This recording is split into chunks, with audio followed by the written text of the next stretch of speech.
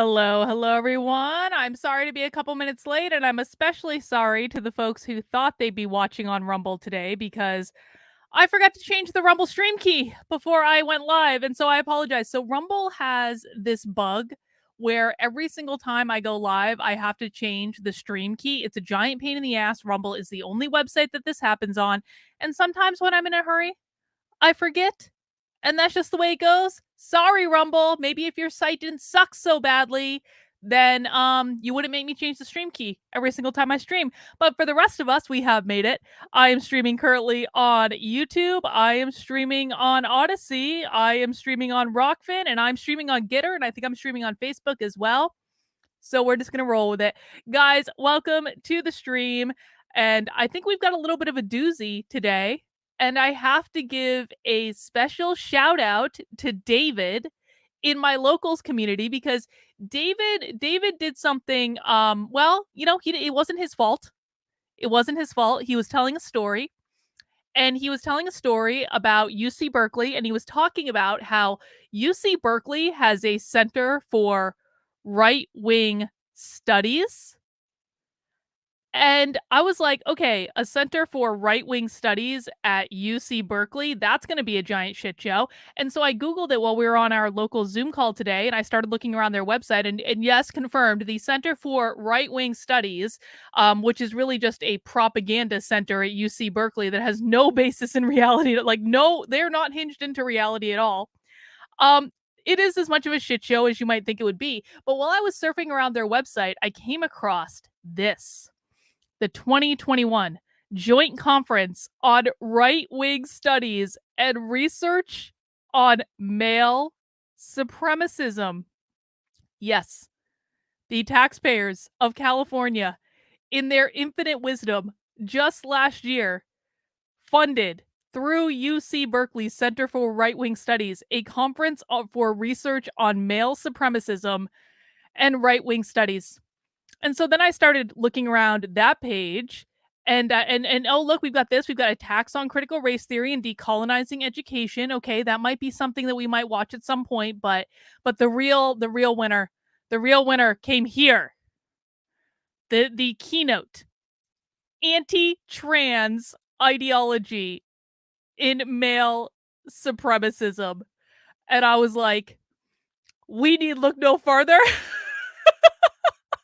I have to watch it. I have to. I would not be doing my duty as someone who is trying to, on a continual basis, illustrate to you the absolute insanity that is the woke left if we didn't sit here diligently for 2 hours and watch a 2-hour keynote. Because yes, folks, this is 2 hours long, which means it'll probably take us 87 hours to watch it.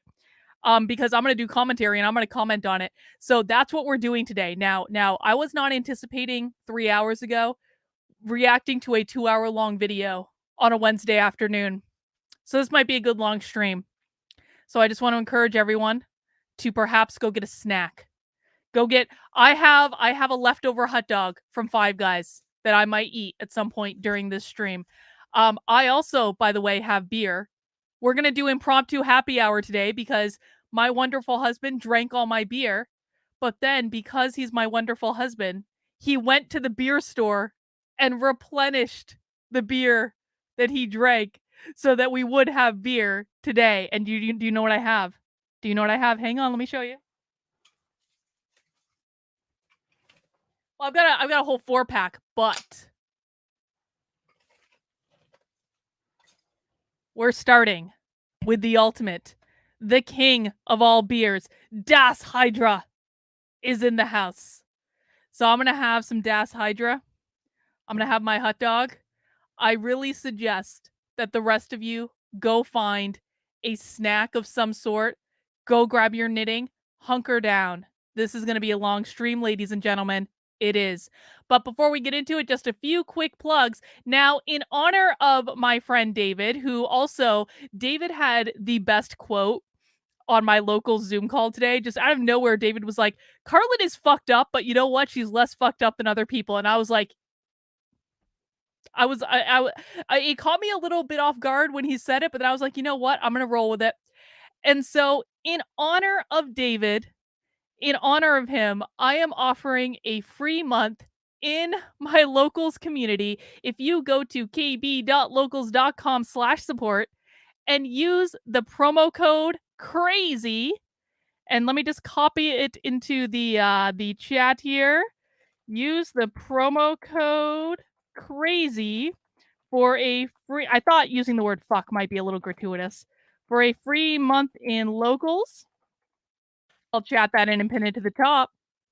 You can get a free month in my locals community, and you can come to the locals call yourself, and you can sit on, like, locals calls are just for supporters. We were on Zoom for 4 hours today. We were on Zoom for like 5.5 hours on Monday. We actually do spend time talking together. These are unrecorded, these are private. The only way that you get into them is by supporting my work. Now, the best way to do that is by becoming a member of my locals community, and you can do that for free right now for the next month by using the promo code crazy, and that will get you into locals. And you can come to our Zoom calls and see the and join us for the hilarity that tends to ensue on those locals calls, which would be pretty great. And because I'm giving you a free month, I think it's only fair that I ask you to support my school's exposed program. I am working on developing a program to train 10,000 parents how to find out what the schools are teaching their kids. I've already met my initial funding goal, but I would really like to take it up a little bit higher because I would love a marketing budget. There are still so many perks you can get, to include first access to the program, to include private Zoom calls with me, to include autographed copies of my book, to include I will even investigate your schools for you and give you a full report. And there is even a perk where I will knit you a shawl. All of that is available at unwokearmy.com/parents. That's going to redirect you to the Indiegogo campaign. You're going to be able to play that video and learn all about what I'm doing. I've got a full description because I don't want to go into all of it now. We got a 2-hour video to watch, ladies and gentlemen, but I got it all laid out, exactly what I'm going to build and how I'm going to build it. And I would welcome your support. I think it's going to be a wonderful program that is going to help empower parents with information, which is really what we need to be doing at the end of the day. Now, one more shout out I want to give, and this is a perk that's available if you're on my Patreon, which is patreon.com/unwoke. You can find all the ways to support me at activelyunwoke.com/support. The link is in the description somewhere. But if you're in my Patreon, if you're in my locals, if you are a paid supporter on my Substack, and if you give to the Indiegogo campaign, but by those four options, you can get access to my supporter book club. Now, the next book we're going to be reading is the Communist Manifesto. We're just going for it, going for broke. And what's really great about the Communist Manifesto, it's available for free in so many places. There are free audio recordings on YouTube that you can listen to. There are free PDFs that you can download. You can find this book anywhere. So there's no excuses, okay? We need to learn how the enemy thinks, because in learning how the enemy thinks, that is how we will be able to craft strategies to defeat them. That's part of why we watch videos like we're going to watch today. That's part of why it's not just because I'm a masochist. Okay, I am a little bit of a masochist. It's not just because I like inflicting pain on myself by forcing myself to watch this woke crap. I'm actually doing it to reverse engineer who these people are and what they care about and how they think, so that we can understand the woke mindset, so that we can craft strategies to be able to fight it. I really think that one of the reasons that the political right sucks at fighting back is they have not taken the time to understand what's going on. They have not taken the time to listen. And when I put stuff like the videos we're going to watch today, one of the most common messages I hear is, "Oh my God, I don't know how you watch that stuff. I just can't do it. It's just too bad. I can't do it. I don't know how you can read the Communist Manifesto, Carlin. I would never read such a thing." They refuse to listen, and they refuse to learn about who the enemy is. If we don't understand who the enemy is, we can't defeat them, folks. We have to read their content. We have to watch their content. We have to really get in there and figure out what's going on. And that's when we can create strategies to defeat them. So my next book club will be on October 22nd. We're going to do 1 month from tomorrow. We're going to do a private Zoom call where we're going to debrief about the Communist Manifesto. We're going to talk about it, and you are welcome to join us if you are a supporter of my work on Locals, on Patreon, on Substack, on Indiegogo. You will all be invited, and you'll get some other perks as well as a bonus for that. All right, guys, what do you say we get into it? Shall we? If you're ready to learn about trans ideology, oh wait, hang on, I gotta pour Das Hydra first.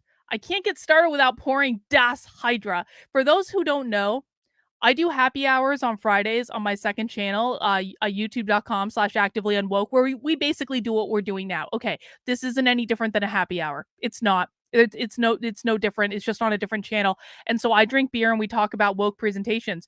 But I discovered this beer a couple weeks ago, and oh my, I'm pretty sure that I had an orgasm when I drank this beer when I first discovered it. So we got some more of it because it's really effing good.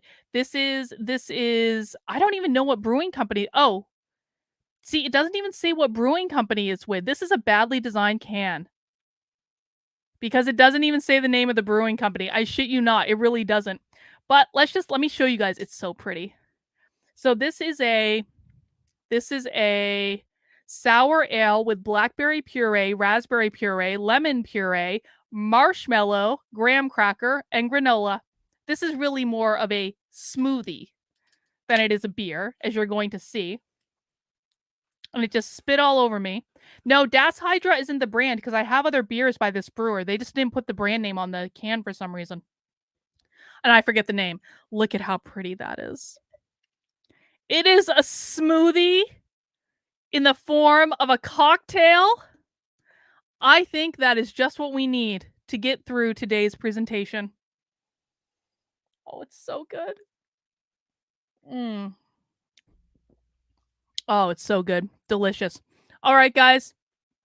Mount that like button for me. Let's get our show on the road. We are watching. It tastes like raspberry jam, too.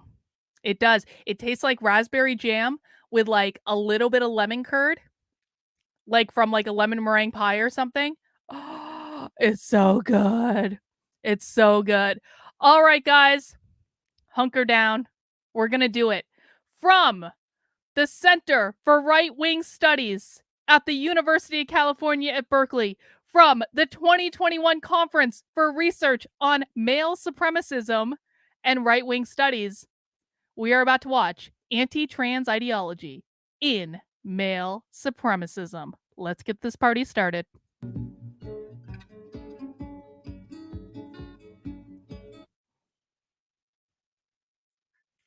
Hello, everyone. Thank you for joining us today for our keynote on anti-trans ideology in male supremacism. This is a keynote for our conference hosted by the Institute for Research on Male Supremacism and the Berkeley Center for Right-Wing Studies. This keynote and the conference are co-sponsored by Political Research Associates, Western State Center, the Southern Poverty Law Center, and the Center for Applied Transgender Southern Poverty Studies. Law Center, of course. My name The is Southern Emily Poverty Carrion. fucking Law I'm Center. an assistant professor at Cal State University San Bernardino, and I'm also a co-founder and chair of the board of the Institute for Research on Male Supremacism. I'm going to start off this panel today by describing the framework that the Institute uses for studying misogynist mobilizations. And after this background, you'll hear from what are sure to be important and insightful presentations from each of our panelists. No, they're not, and they're not sure to be insightful. Laurel Westbrook and Jay Summerall. I'll then turn it over to Blue Buchanan, who will facilitate our Q&A after all the panelists speak. If you do have questions, please feel free to send them in the Q&A function down below at the bottom of the Zoom. So let's get started. I'm just going to share my screen.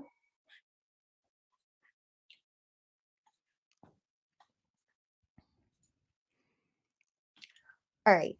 So as I mentioned, I'm going to introduce the framework that the IRL. I just want to say, this is going to be a much more positive experience if you allow yourself to give in to how fucking ridiculous this is.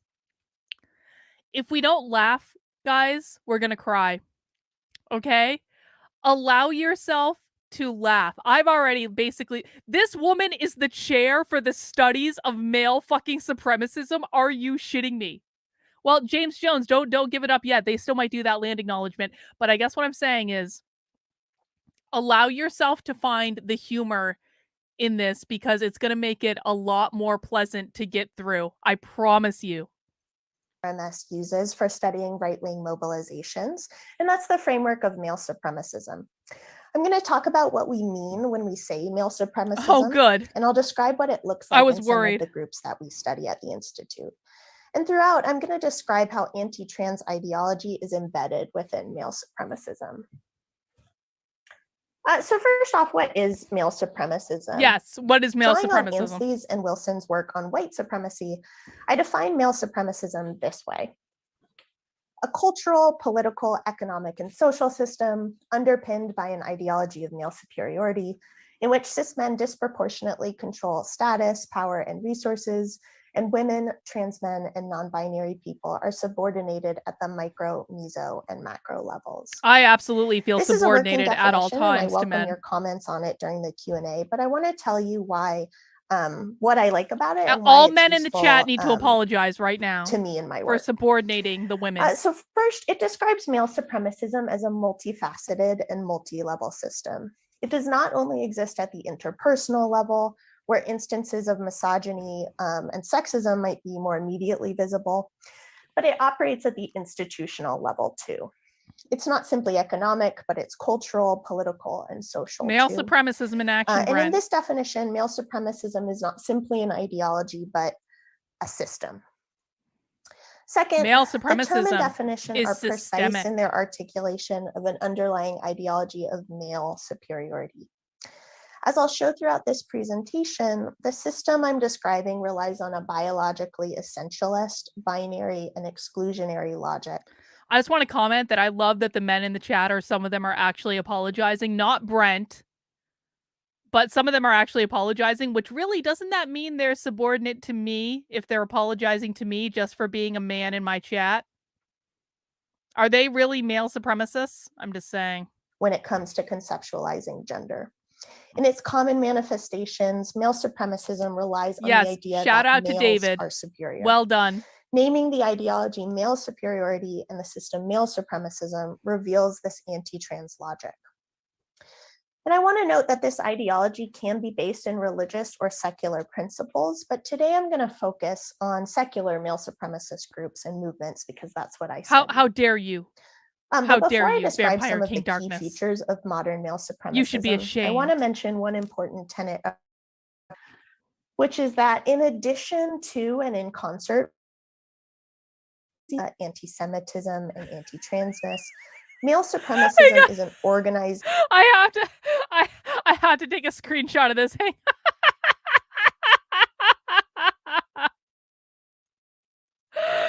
Oh my god, this is already the best. Can we just admit that this is already the best thing we've watched like all week, and it's only Wednesday? Hey God, give me 1 sec. I just need to tweet that. It's very important that I update the Twitters with this screenshot. Critically important, one might say. Let's see. This is going as well as can be expected. Okay, keep going. Principle of right-wing mobilizations. Male supremacism's organizing power has been critically understudied. Besides obvious male supremacist movements like the men's rights movement and misogynist incels, male supremacism also motivates and is embedded in other right-wing groups and movements. We can see this in white supremacist groups, for example. Of course, women participate in these groups, but they also rely on a male supremacist logic.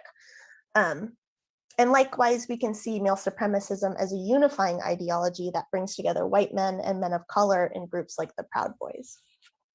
Proud Boys, drink! So these are what I consider some of the key features of male supremacism.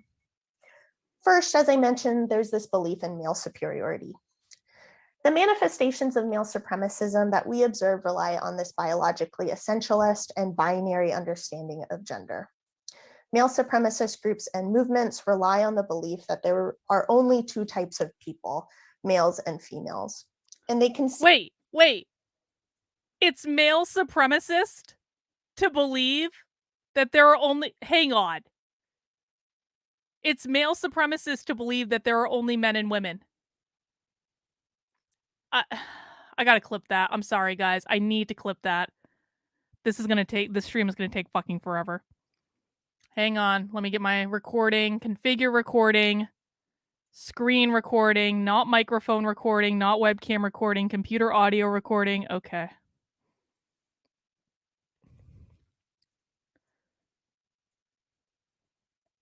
As I mentioned, there's this belief in male superiority. Hang on. So these are what I consider some of the key features of male supremacism. First, as I mentioned, there's this belief in male superiority.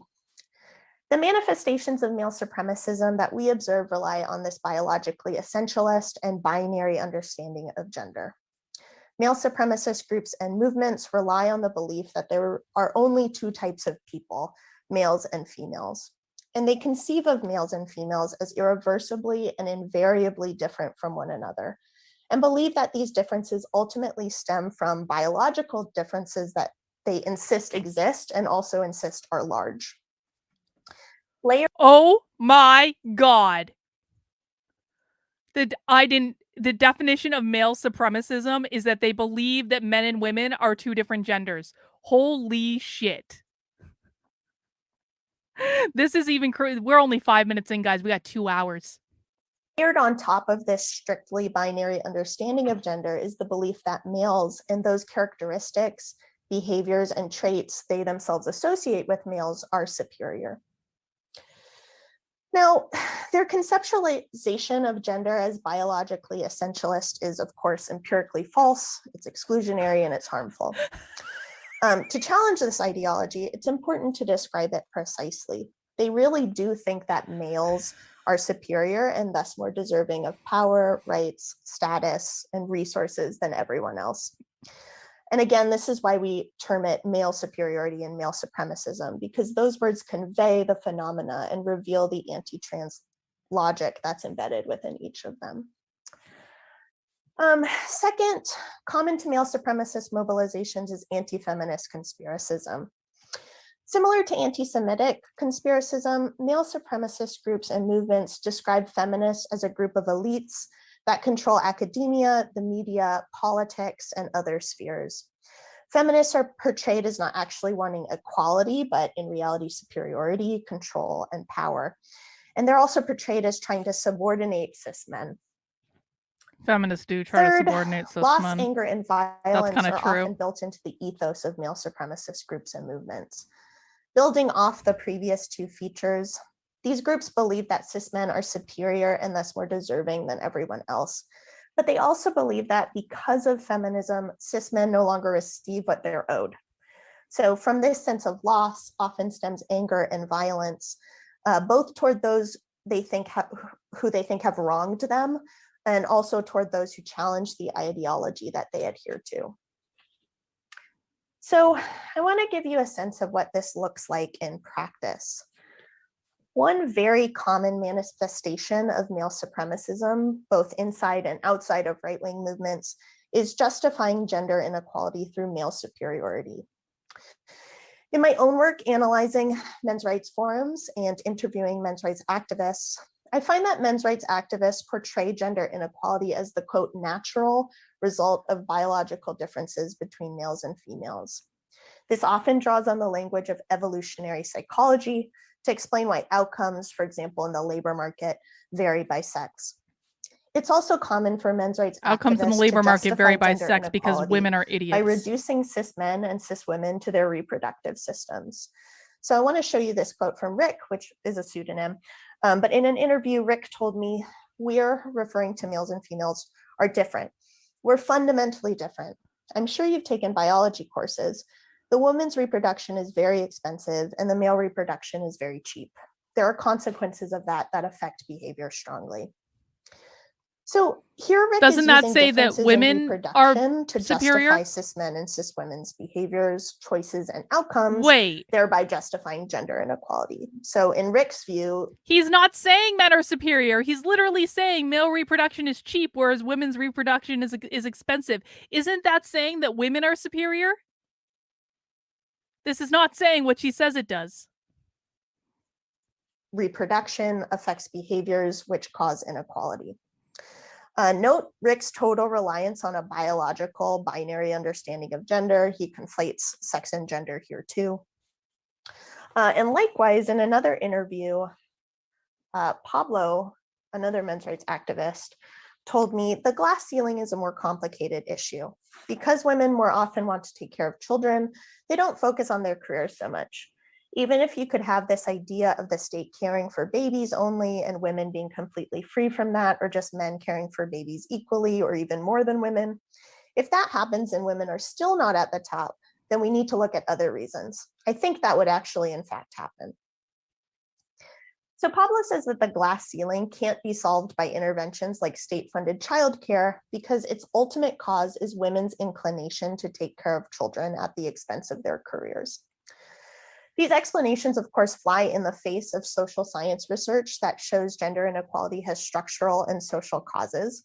And as the example from Pablo shows, these explanations also provide a justification for why reducing inequality should not be the goal. According to Pablo, to do so would be unnatural and impossible anyhow. So I also want you to notice how trans and non-binary people are totally absent from both Rick and Pablo's accounts of gender inequality. She's definitely not getting NED. As Mandy's trans, so she's allowed to say that. Another common manifestation of male supremacism is victimhood narratives that portray cis men, and particularly straight white cis men, as victims of a feminist woke society. As Burbreyer said of white supremacist groups, victimhood narratives obscure the misogyny of male supremacist groups and movements, whose members, through such narratives, portray themselves as actually wanting equality rather than supremacy. This is a common thread within secular male supremacist groups that describe taking the red pill, a metaphor appropriated from the movie The Matrix, that symbolizes realizing and accepting the truth that cis men are oppressed. That's not what that means. The red pill locates cis men's so-called oppression. That's not what that means at all. And thus reflects the anti-feminist conspiracism I talked about earlier. And even more troubling, misogynist incel groups refer to the black pill, an even more nihilistic understanding of their victimhood status as irreversible. As IRMS fellows Megyn Kelly, Alex Bronco, and Julia D. Cook noted in their recent report for New America, the black pill is used to justify suicide and mass violence against women, trans men, and non-binary people. What the hell are you talking about? Third, contemporary male supremacist groups and movements often mobilize online, where they organize targeted and diffuse harassment campaigns against non-binary people, trans men, women, academics, feminists, and people of color. We probably all know what this looks like. She's literally just making this shit up. Okay, for those of you who don't know, the red pill just means you wake up and see the world as it really is, not the one that was sold to you by the media. The black pill means that you think that people like this are winning and are going to win, and there's nothing we can do, and life sucks, and then you die, and we have lost. That's what that means. The white pill means that there is hope. Blue pill means that you are irrevocably on the left and a Democrat and vote blue no matter who. That is what all those things mean. She has literally made all this up to make her be the victim. Because what she really wants, and someone pointed this out earlier, is she doesn't want equality. She doesn't want equality at all. She doesn't want everyone to be treated the same. She wants everyone that she doesn't like to be subjugated to her. This is just about power. And it's not even men, by the way. It's not even just men. She's not just a man hater, because she would hate me too. I would actually probably be more problematic to her than a man, because I'm going to be the person that says to her, honey, you are not subjugated to men. Proud Boys don't hate you. I have hung out with Proud Boys on several occasions and they've all been cool. And none of them have been white supremacist at all. And I would say that right to her face. She would hate me more than she has ever hated any fucking Proud Boy in her life. So this is not about men. This is not about women. This is not about race. This is not about trans. This is not about queer. She wants everyone subjugated to her. That's it. Looks like, but just to give you a slightly different example, Trot documented how a short film by the razor company Gillette faced a networked concerted backlash on YouTube. This film challenged men to avoid behaviors associated with what people commonly refer to as toxic masculinity. So things like catcalling, sexual harassment, physical aggression. The video received 1.6 million downvotes, and the negative comments reaffirmed white masculinity's hegemony. Trott finds that critics of the video were funneled there primarily through one male supremacist YouTube influencer, and the critics bemoaned the feminization of the modern man, illustrating how many of these attacks target individuals and beliefs that challenge the gender binary. So by this point, I think you can probably see how anti-transness is embedded within the male supremacist system and ideology. But first, anti-transness is really foundational to male supremacism. This is because, again, male supremacism relies on a biologically essentialist and binary conceptualization of gender. The ideology upon which male supremacism relies erases people who do not fit within the gender binary. And we've got Greg in the chat saying, from the Matrix, blue pill, you can go back to sleep believing what you were told. Red pill, you wake up and see how deep the rabbit hole goes. Exactly. They even say it in the movie. Like, this is not hard. She could have just quoted the movie and her statement would have been a whole heck of a lot more accurate than it was. Can we all just remind ourselves? This woman is a college professor at the University of California at Berkeley. She is the chair of their little male supremacy unit. She has one job.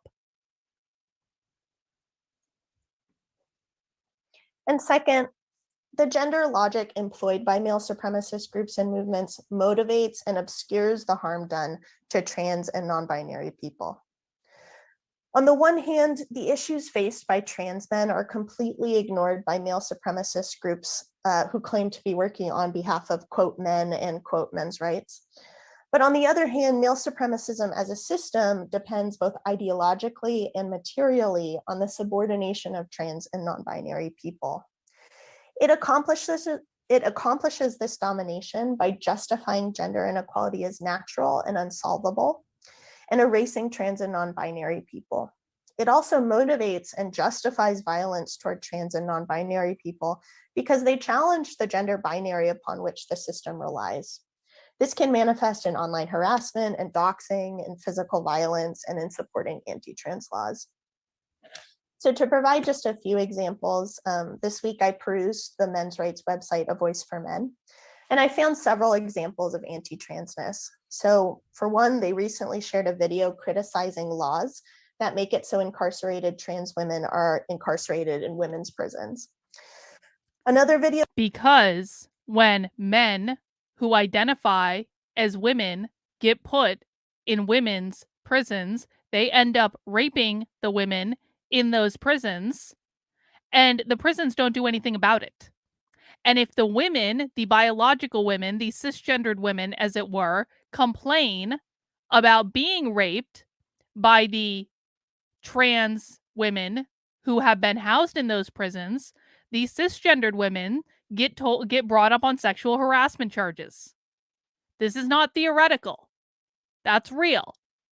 That is why people don't want trans women or people who were men 15 fucking minutes ago until they had to go to prison and then all of a sudden became trans. That is why people might not want trans women put in prison with cis women. They shared claimed that feminism is allowing trans women to, quote, annihilate women's sports.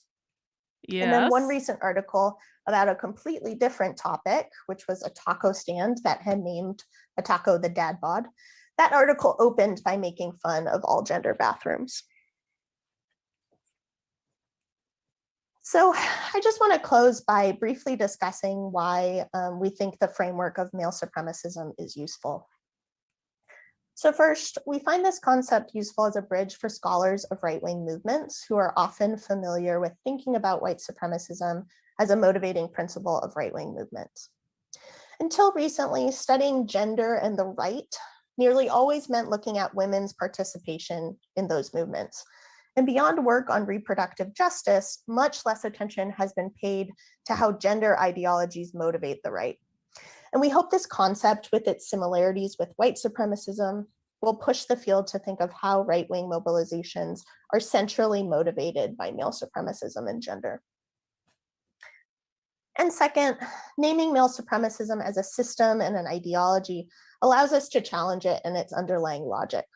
At the Institute, we do public-facing scholarship and engage in collaborations with activists in service of ultimately dismantling male supremacism.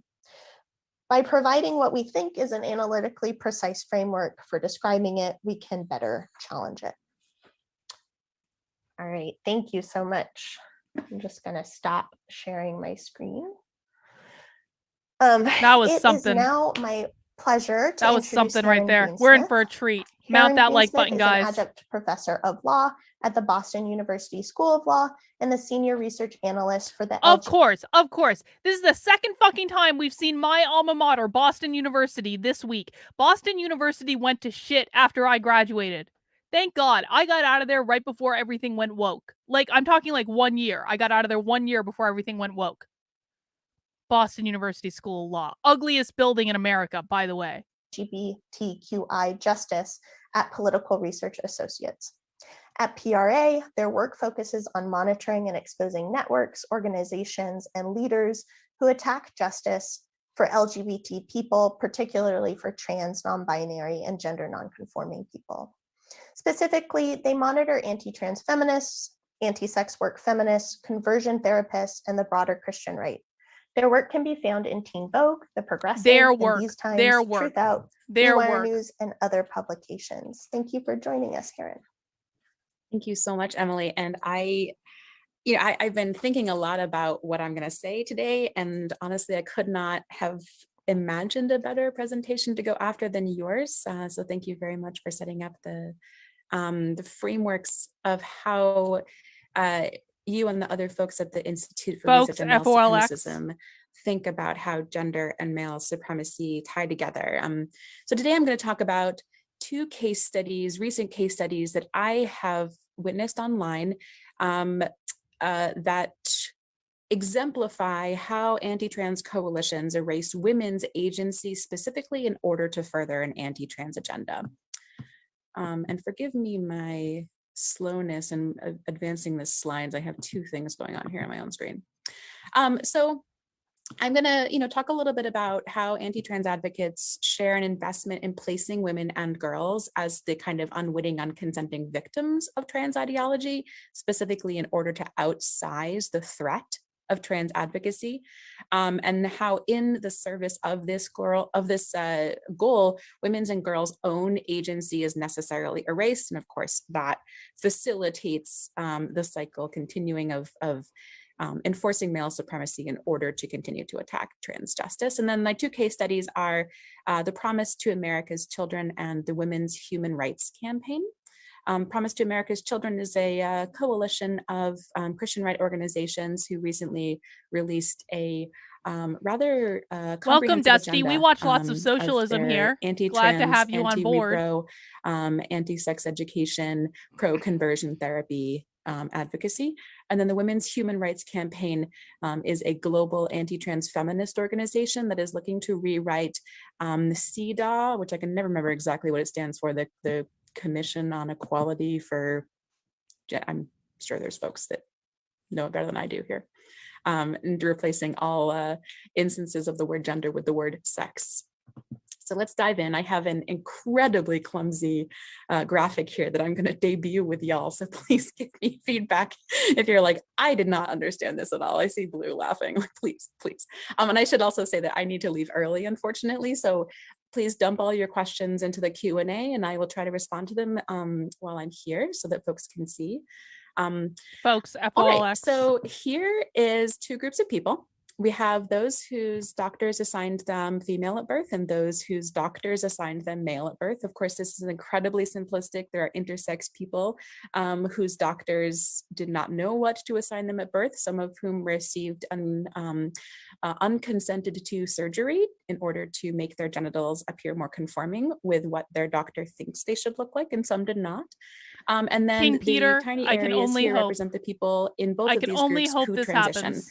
Whether they transition to be another binary gender. Do you guys remember that spy stream where we were streaming we streamed like a series of 3 elementary educator streams, and we did the first one and everything was fine, and then the following week we came back to stream it again and they were like, we know that people on YouTube are streaming us right now. That was one of my proudest moments, was when I got called out mid spy stream for streaming them live. So I only hope one day they use me as a case study. Or transition to be non-binary. No, that doesn't actually matter in this context. And then we see in the middle here the hyper focus of anti-trans movements. And you'll see Thank you, fact these check. I anti-trans appreciate movements it. actually focus on 2 specific subgroups of the major groups. That is, adults whose doctors assigned them male at birth, who have transitioned, and youth whose doctors assigned them female at birth, who transition. And then let's talk about exactly who this is, AKA the adults whose doctors assigned them male at birth, who transition, are trans women, and the youth whose doctors assigned them female at birth, who transitioned, are transgender boys. So let's look at the frameworks through which the anti-trans movements see these 2 groups. So according to anti-trans movements, transgender women threaten cis women by infringing on women's spaces, erasing women's sex-based rights, making women's spaces unsafe, taking opportunities from cis women, recruiting young cis girls to being trans. And transgender boys are under threat of conversion from being lesbian or butch cis girls to being trans boys. All these things or are to being true. Non-binary people. Under threat of rapid onset gender dysphoria, which is a discredited theory proposed by Dr. Lisa Littman at Brown University, now unaffiliated, I believe, thankfully, who proposed that she just cheered someone getting fired for putting together a theory. Dysphoria, that is an infection that can set in groups of people whom she called girls, who those of us who are not anti-trans understand that many trans and non-binary youth will come out together with the safety of numbers so that they have shared resources and infrastructure in order to feel safer when they come out. And to be more Are you telling me that a group of teenage girls who all at the same time decide that they're trans are all coming out together as part of some well-constructed strategy because it is the only way that they are all going to have the resources and support that they need? And it all just happened to happen at the same time while they're going through puberty, while they're teenagers, while they want to fit in with their friends? Okay, sure. Yeah, I definitely buy that, especially since the logic reason function of the brain doesn't develop until people are in their early to mid 20s, which means that teenage girls, do you guys find in the chat, do you guys generally find that teenage girls tend to make really cohesive long-term plans about why they do the things they do? I don't recall making long-term strategic plans when I was 14 years old because the logic reason function in your brain isn't developed. They do not have the ability to do that. Everything she just said is provably wrong just based on how the human brain develops. No teenager does that. No teenager makes long-term plans about anything. They do not have the brain to do it. So no, you are wrong, they. Precise. Let's just narrow this down even further. Women are being attacked and girls are being attacked. Yes, true and true. Now, Emily hinted at it, but True I and wanted to be a little bit Well more done. precise here. It's not so much that I should say in the anti-trans movements that I study, And it's just to not be so really much clear, I actually don't care if people are trans. I don't care if people are trans at all in any way. I'm sure that there are I believe that there are trans teenagers. I really do. I know people disagree with me on this. I don't care. I believe there are trans kids. I believe that all this is true. But I believe they're an extremely small percentage of the population. But they should be treated with love. They should be treated with respect. They should be treated with dignity. I'm not denying that they exist, and I want them to have happy and fulfilling lives. And I want to make sure that's very clear. I don't care if people are trans, but what she's saying is not psychologically possible. It is not possible. Two things can be true at once. Greg says they never define anti-trans. Is that those that hate trans people, or is that those who push back against policies we think are necessary? I think it's basically, Greg, anyone who disagrees with her. Oh, I'm sorry, not her, they. It's anyone that disagrees with they is who she's gonna do. It's who they's gonna do. God damn, you guys will. Those who watched Happy Hour last week will know how much I suck at pronouns. I really do try because I think that everyone deserves basic respect and courtesy. That's my thing. I'm not telling other people what to do. But I think that they are basically saying anyone who disagrees with them are wrong and anti-trans. Trans people and non-binary people are invisible. It's the specific trans and non-binary people are invisible. Non-binary folks are completely erased. And on the other hand, transgender men don't exist. If they do exist, they are women who have been seduced by the patriarchy. And according to Janice Raymond, they are the final solution of women. And if you'd like to read a little bit more about that, my colleague Ben Lorber and I have an article in The Progressive this month about the necessary entanglement of anti-Semitism and transphobia, and how these two conspiracy theories are deeply entangled due to the joint threat to children that they both forward. And then transgender girls don't exist. And if they do, they're taking opportunities away from cis girls. So let's consolidate these again. Women are being attacked and girls are being attacked. So now that we understand that pretty much all anti-trans advocacy boils down to women and girls being attacked, let's go through this case study and let's look first at the Promise to America's Children. As I said, this is a anti-trans coalition placed largely in the evangelical right, which are the greatest funders and movers of anti-trans advocacy in the United States right now. We have three organizations leading this coalition: the Heritage Foundation, which is a evangelical right associated, but I would not call it a parachurch organization, No, a think tank that produces white papers and panels all focused on conservative ideology. The Family Policy Alliance is a deeply evangelical right advocacy organization that also convenes the coalition of anti-trans, anti-reproductive, anti-sex education, pro-conversion therapy, family policy alliances throughout the country. Your state probably has a family policy alliance. And then finally, the Alliance Defending Freedom, I'm sure you know, is the evangelical right litigation group that has been bringing many of the suits, both anti-trans attacking non-discrimination protections in the United States, supporting the sports bans. Alliance Defending Freedom is defending Idaho in the case in the Ninth Circuit right now, Keycox v. Little, which is rightfully suing Idaho for its anti-trans sports ban.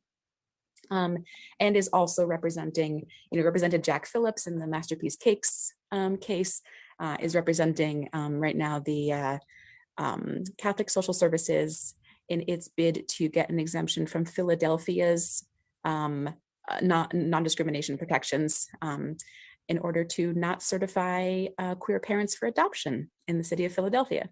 So these are the three major organizations.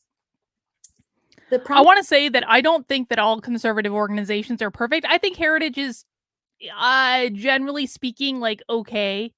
I haven't minded the work that they've done on, like, CRT at all, but I don't know these other 2 organizations all that well, and I strongly suspect that I would have profound disagreements with those other 2 conservative organizations, that she talked about. So, just in case you're new to my channel, you might be finding me for the first time.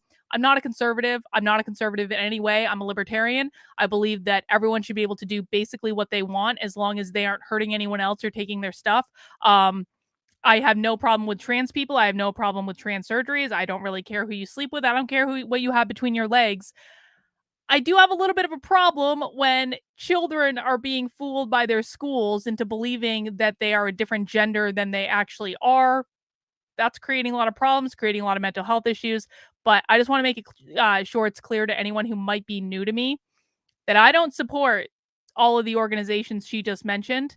And I probably think I would have really profound disagreements with the second 2. Heritage, again, I'm okay with some of the stuff that Heritage is doing. Probably not all of it, but I'm okay with some of it. When you go to the Promises website, I encourage you to do so. You'll see that the 10 promises to America's children are laid out, and there's 3 sections. Here's a section protecting children's bodies. I want to look through here and see where we can find instances of framing women and girls as needing protection and not having their own agency to protect themselves, but in fact, needing external influences to protect them. So if we look at number 3 here, every child deserves the opportunity to participate in fair and safe athletic competitions. But actually, it's female athletes that should not be forced to compete against biological males who Yes. identify as female in sports competitions intended for females.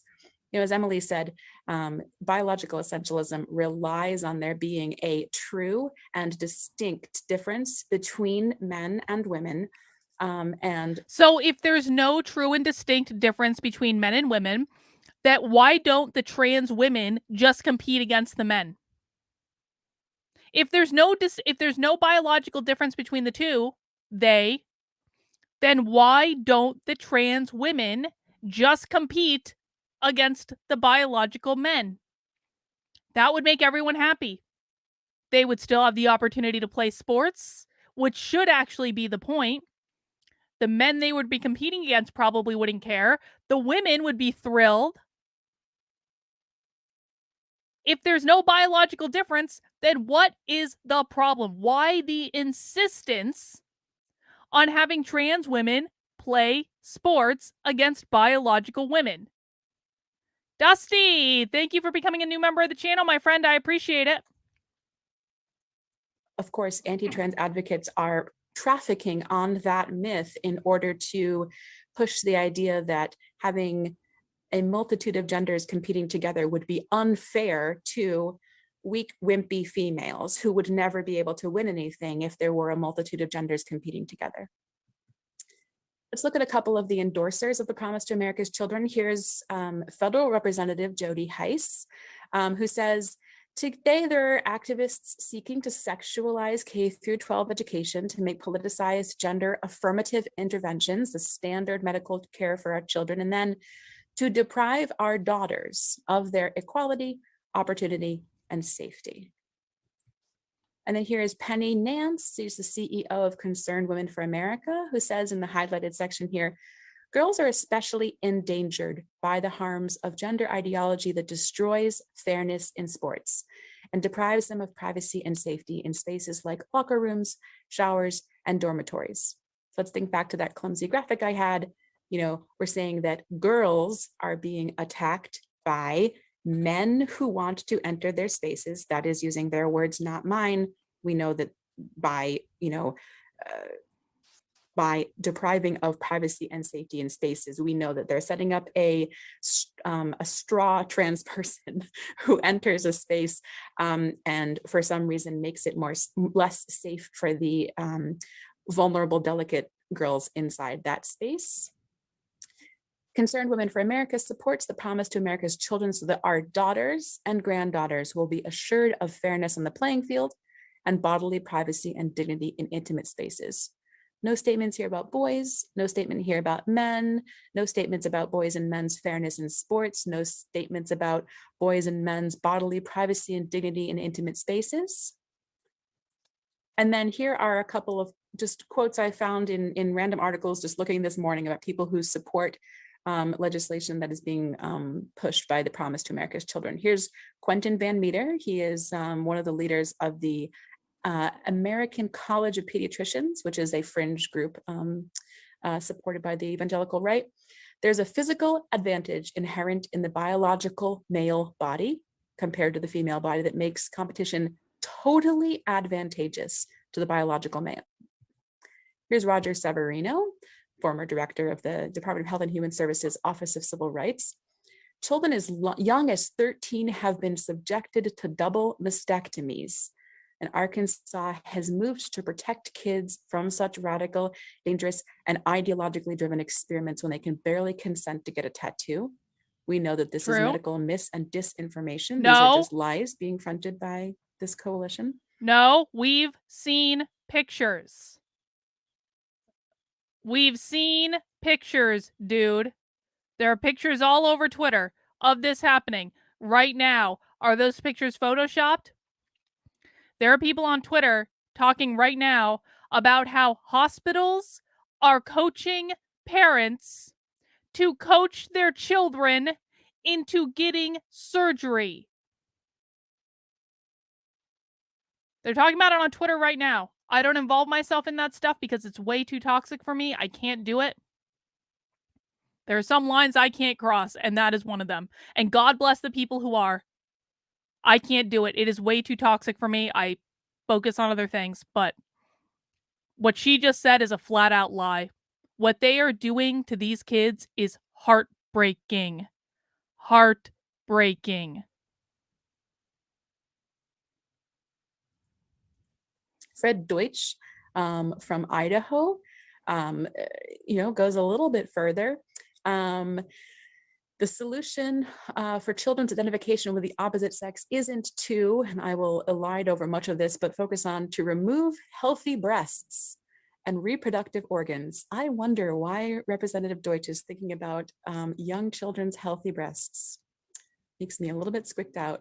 And then finally, Representative Krause, let me get their name, make sure I have it right here. Matt Krause from Texas. If we've got a chance for people to get to 18 and make these decisions afterwards, then that's up to them, said Matt Krause, who added that breast removal is a bridge too far. Again, I wonder why Matt Krause is thinking about minors' bodies in the way that he is. And I'm wondering... They're literally, she is literally accusing these people asking questions of being pedophiles.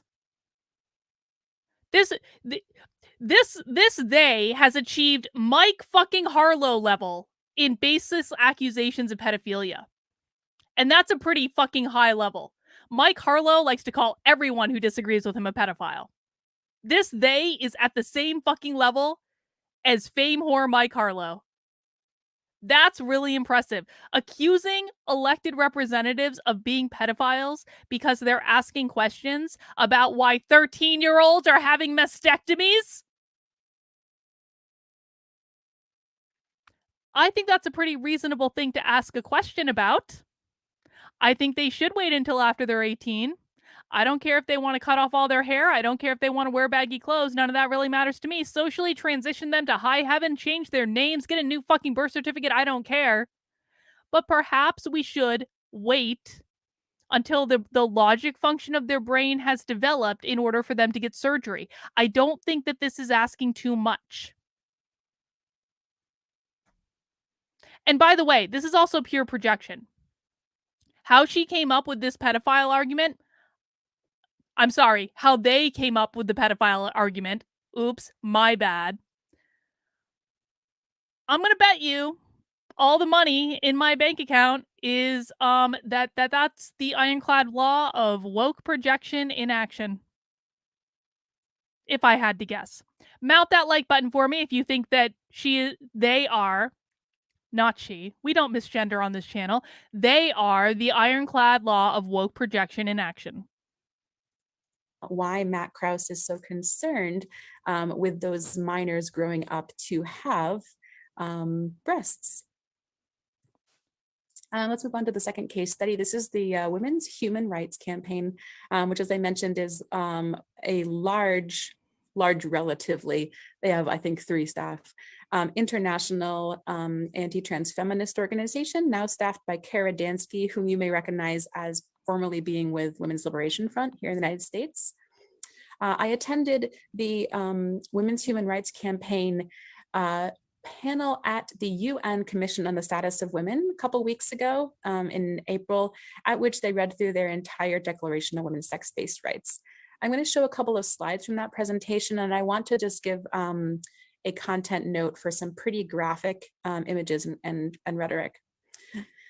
As they say in their shortest summary, I mean, I hardly even need to provide slides after this, but we affirm motherhood as an exclusively female status. Of course, this erasing all women who can't or don't want to become parents, women who become parents through other means than, you know, bearing and birthing a child. We affirm women's and girls' rights to physical reproductive integrity, unless those women and girls decide that they are trans people, or unless those women and girls are trans women and girls, in which case, absolutely not. Their physical and reproductive integrity can go right out the window. She's making this up We and affirm their conflating rights things that aren't to there. opinion and expression. Again, the same, unless they're trans women and girls, in which case they have no opinions and no freedom of expression at all. These people are so hyperbolic and so deranged in their interpretation of everything. We affirm motherhood as an exclusively female status. I don't have kids. I don't intend to have kids. I don't even like kids, ironically enough. I'm not offended by someone saying we affirm motherhood as an exclusively female status. She insinuated that my identity was erased as a woman that does not have children. No, my identity was not erased. I still exist. I don't need a fucking mission statement that someone else wrote to affirm my identity to feel good. These people are so hyperbolic in their interpretations. She's almost I'm sorry. They're almost hyperventilating. They're so pissed at a fucking mission statement. We affirm their rights to play fair in sports, again, unless they're trans. And we affirm the need to end violence against women and girls, again, unless those women and girls are trans, in which case, absolutely not. They can be violenced against as much as possible. This is Dr., let me get her name right and her affiliation, Dr. Gunda Schumann. She's a lawyer, a sociologist, and an activist in Germany. And according to Dr. Schumann, gender-neutral speech removes analytical tools to understand oppression. And I want to emphasize here that Dr. Schumann thinks that without the word sex or without the word woman, women wouldn't exist. To me, that implies a level of paternalism and infantilism towards the very women whom these people purport to protect. To think that without specific language, you would just cease to exist, and that language that complicates and expands your idea of gender and sex is so confusing to your poor little lady brain that you might explode. And then here is some of the graphic imagery I was warning you about. This is from Anna Kerr. She's the principal solicitor and attorney at Feminist Legal in Australia. You guys are the ones that want to do surrogacy. These people are the ones that want to do surrogacy. I watched a presentation on the channel like last week of a legitimate socialist saying all birth should happen via surrogacy. This person is actually trying to argue that it's the right that wants to dispense with mothers altogether. Is that what I'm about to hear? Because that is not true. That is the ironclad law of woke projection in action.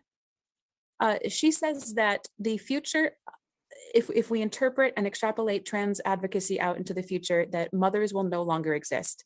I'm not really sure what this image is. That is true. That is true. Okay, I didn't understand her argument.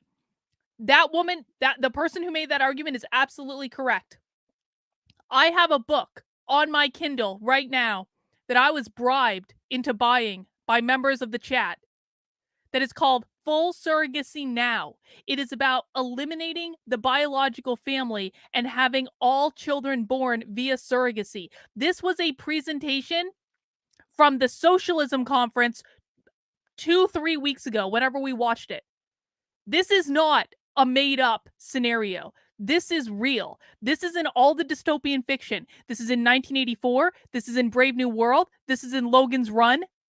So no, they is lying to you again. It is not a right-wing conspiracy theory that left-wing nut jobs want all children born via surrogacy. Really designed to provoke revulsion. It might be a cloned sheep. I am unsure. Regardless, why are you showing it to people if you don't know what uterus, it is? With the implication that, you know, if people are allowed to be trans, then no one will be allowed to give birth ever again. Of course, the trans people throughout history are a little bit confused by that, especially all of the trans men and non-binary people who have been pregnant. The giver too. Here, she asks why it matters and says in response that the mother-child attachment is physiological and constitutes a crucial bond in children's development. Mothers play an essential safeguarding role in protecting children from male violence, increased risk of abuse in out-of-home care, and removal of a child from its mother is a cruel and unusual punishment and a major infringement on human rights. Now, I'd like to contrast these words with the image here. This is an image of someone who was removed at the border from their parents. I can't confirm that. It just clearly looks like that's what's going on here. It's dark. This is, you know, not a white person. This woman is keynoting at a college-sponsored event, and she is showing information on her slides that she doesn't even know what she's showing. I'm sorry, they. That was an unintentional misgender. I actually didn't mean to do that. This they is presenting at a college keynote conference, and they don't know what is on the slides that they created and they are presenting. Doesn't that give you guys a lot of faith that they have done their research, that they really understand the topic that they are literally keynoting on right now? It gives me a great deal of, pause, I suppose, that this they works at my alma mater, Boston University, in the School of Law, and can't even put together a cohesive keynote presentation that they actually understand. I'm sure the next generation of lawyers is going to be real great. This child is crying. What I see through this contrast is an advocacy community that is so intent on outsizing its threat that it completely is blind to the threats to the actual people whom they're talking about, so blind that they can take images from actual threats, authoritarianism, racism, anti-migrant sentiment, cruelty to families, and wield them to outsize the threat that trans people pose. You need to save yourself righteousness because you don't even know what the fuck you're looking at right now. They can take photos from actual danger and actual this PowerPoint presentation is violence. This woman teaches it. I'm sorry. This they teaches in law school. To the women, to the mothers whom they're so concerned about. When there are women and there are mothers who are truly struggling and are being, I mean, right now we have women and mothers whose children are being murdered in Palestine, for example. To misrepresent and mislocate the actual threat to mothers, to parents, and to children all over the world is completely typical for these anti-trans groups that I have been monitoring lately. And then finally, when I close, I'd like to I never misgender on purpose. I don't know what you guys are talking into about. A reminder that anti-trans I would never do that on purpose. movements I'm not that type of girl. at intersection. Anti-trans advocacy is rife with racism. Black female athletes are misgendered constantly. Cisgender Black female athletes. It is an anti-trans advocate's, best pastime to misgender Serena and Venus Williams, who are perhaps what are you talking about? Highest possible cis performing women athletes in the entire world, and you insist on misgendering them in order to further your advocacy. When Black trans are athletes they attacked. misgendered? The two girls who are being sued by the Alliance Defending Freedom, along with the state of Connecticut, are Black trans track athletes. It is not a coincidence that Selena Soul, a pretty white, young, thin woman, is being placed against trans Black athletes in the Connecticut case. And Black cis women are used as fodder in these conversations without their consent. I see a lot of, how dare you fight to support trans athletes when Black women can't even enter specific sports, speaking for Black women. And then, of course, rampant ableism. The conversation around ability in sports is deeply essentialist and ableist, and then intersects with the erasure of class and the knowledge we have that sports excellence and achievement is actually far more deeply correlated with access to sport and wealth than it is to one's gender identity. I really look forward to your questions and comments. While I'm here, I'll be here for another 10 minutes maybe before I need to bounce. And I'm so excited to I hear, would have paid money to ask this woman questions. Thank you so much. Oh, I'm sorry, I would have paid money to ask this Thank you so much, questions. Sharon. It wouldn't even be like, man, Yeah, I really wish I Thank you so much had. for distilling that down for us. I That wish was I had known really about this at the insightful, and time. the similarities in those cases are really illuminating. Yes, very illuminating talk. I'd now like to introduce Laurel Westbrook. Dr. Westbrook is an associate professor of sociology at Grand Valley State University. Their research focuses on the inner workings of the sex, gender, sexuality system, including how beliefs about sex, gender, and sexuality shape opposition to transgender rights. Dr. Westbrook is the author of Unlivable Lives: Violence and Identity in Transgender Activism, which came out in 2021 with the University of California Press. And their scholarship has also been published in Gender and Society, Sexualities, and the Journal of Health and Social Behavior, among others. And they've been recognized with awards from the American Sociological Association. Thank you for joining us, Dr. Westbrook. Take it away. Thank you so much, Emily, for that introduction, and thank you all for being here. Not surprisingly, what are the pronouns? There's going to be some overlap with what I present today and the presentations from Heron and Emily, although the findings I'm presenting what did they say the pronouns are focused on mainstream discourses in terms of anti-trans policies. She has my haircut. As opposed to those discourses coming explicitly from I don't look like that, do I? Organizations. Please tell me I don't look like that. Be honest. So in the last 10 years, there's been a dramatic increase in acceptance of transgender people in the United States, as well as a substantial backlash against transgender rights. With the ousting of former President Trump and the election of current President Joe Biden, this backlash has reached a head. In the first 4 months of 2021 alone, more than 100 bills opposing trans rights were introduced in 33 states. As such, we must ask, I'm absolutely not taking my hat off right now. And partially, this opposition stems from the need this is freaking me out. Some sort of political boogie monster that would mobilize voters to come to the polls for Republicans. Historically, Republicans have mobilized voters by pointing to threats to white, middle class, cis. Okay, this is seriously freaking me out. Can you guys just assure me that I don't look like that? This is seriously freaking me out. I do wear my hair like that every once in a while. What the hell is going on right now? I mean, I know I'm not that fat.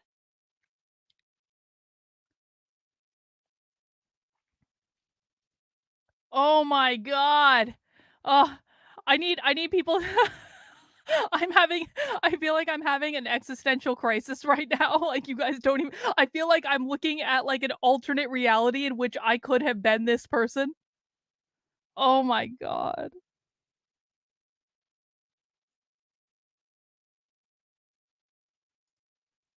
Gender, heterosexual women and children posed by communists, people of color, immigrants, feminists, and gay men and lesbians. Transgender people have recently joined this distinguished list. I'm gonna grow my hair out, I promise. Monstrous menaces to I just decided I'm growing my hair out. Due to particular beliefs about sex, gender, and sexuality. And it's those beliefs that I'll talk about today. The arguments I will be presenting are based in part on findings from a collaborative research project with Fuck you, King Peter. Kristen You know, Schultz, I can and the dethrone results you. of which have been published in Gender Society Contexts and Exploring Masculinities. And those articles are based on textual analysis of news articles about transgender rights policies and anti-transgender Peter, I apologize. rights I shouldn't have told policies. you to fuck off. And in case you're interested, I'll drop. Oh, exactly. Whoops. Peter's making comments, not That watching. doubled up. Treat that as there should only be 4 links there. I apologize. So I'm dropping the links of those publications into the chat. So much of the literature on transgender discrimination No, I'm not it taking to my hat cisgender off. My hair people looks responding crazy. negatively No. to Hard people no, breaking Phil. gender norms. This is definitely playing a part. However, our research reveals an additional explanation. Central to the opposition to transgender rights is some cisgender people's fear of transgender people as potential sexual or physical threats. What? So it's not just about breaking gender norms, it's about these threats that have popped up repeatedly in the presentation so far today.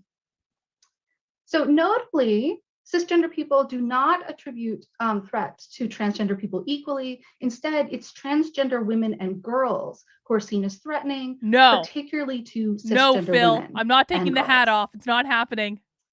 So under the guise of protecting I didn't even brush women, my hair today. I put a hat on. reproduce That's ideas it. about their I weakness. look. My hair doesn't look like this under the hat. It depict looks males like as I've been wearing a assailants, hat. and they work to deny the rights of transgender people. Moreover, they suggest that there should be a hierarchy you guys are of awful. rights in which cisgender women and girls are more deserving of protections than transgender people. Okay, hang on. I want to make this very clear. I'm not taking my hat off. I have not brushed my hair all day. I woke up and put the hat on and got onto our Zoom call that we started at noon. My hair would not look like that if I took the hat off. My hair looks like I have been wearing a hat all day. And I know because I briefly took it off when I threw some powder on my face before I did the stream. Okay? I'm not taking the hat off. I don't want to take any more of Phil's money. We're not doing that particular comparison today. I'm already feeling self-conscious enough right now. You guys got to settle down. God.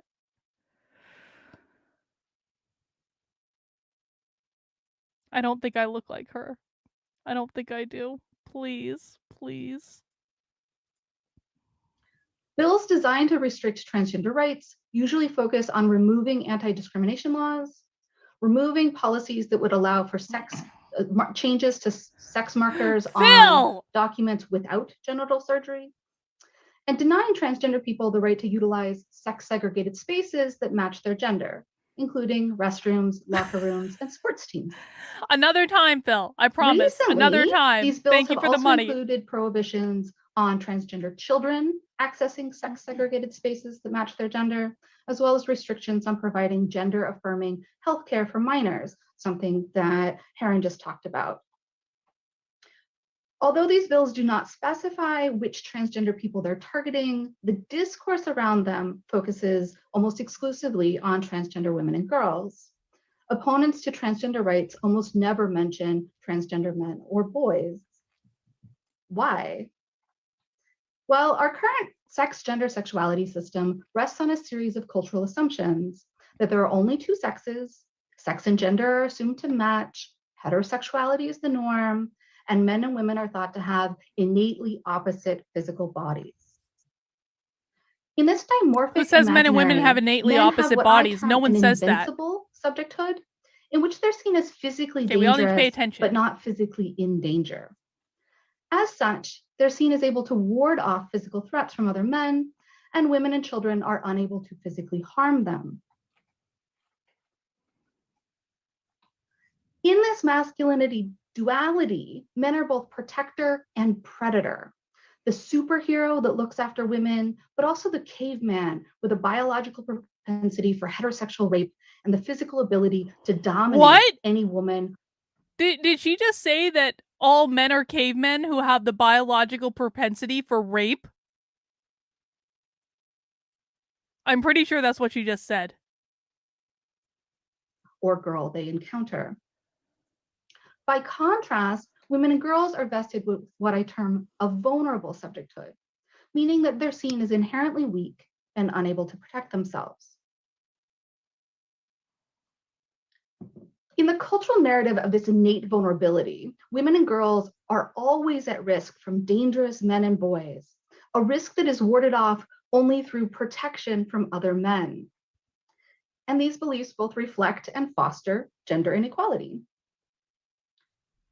Within the opposition to transgender rights, transgender women and girls are portrayed as inherently male, and thus more like cisgender men than cisgender women. As such, they're seen as able to sexually assault and physically dominate cisgender women and girls because they are seen both as physically superior and innately wired to seek out sex at all times. This results in what Kristen Schilt and I term gender panics, which are situations in which people frantically attempt to reassert the naturalness and rightness of a male-female binary. Situations and spaces that gain their legitimacy from gender difference, such as sex-segregated spaces, are often sites of these panics. Transgender women and girls are widely assumed by cisgender people to have penises and are seen as physically and sexually threatening in a way that transgender Thank you, men, Incognito. who I are appreciate often that. imagined to not have a real penis, are not. And a note on language here. When I refer to transgender women and girls as having penises and biologically male, I'm referencing how cis opponents frame their negative reactions to trans inclusion. And it's very important to note that transgender women and girls may conceptualize their bodies in quite different ways. As the penis is the hallmark of male superiority, and there is a cultural equation of male equals potential rapist, the specter of transgender women and girls as sexual and physical threats to cisgender women and girls haunts these discussions. What? In news stories about transgender rights bills, participation on sports teams, and birth certificate policies, opponents portray transgender women as heterosexually threatening to cisgender women and girls in women's only spaces, such as bathrooms and locker rooms, spaces that notably have no adult men present to protect them. You think that the problem that women have with trans women playing women's sports is because the penis is the symbol of male superiority and men are naturally inclined to rape women, and the reason that women might not want trans women to be in the locker room with them is because there's no man around to protect them? You truly think that's what the problem is here?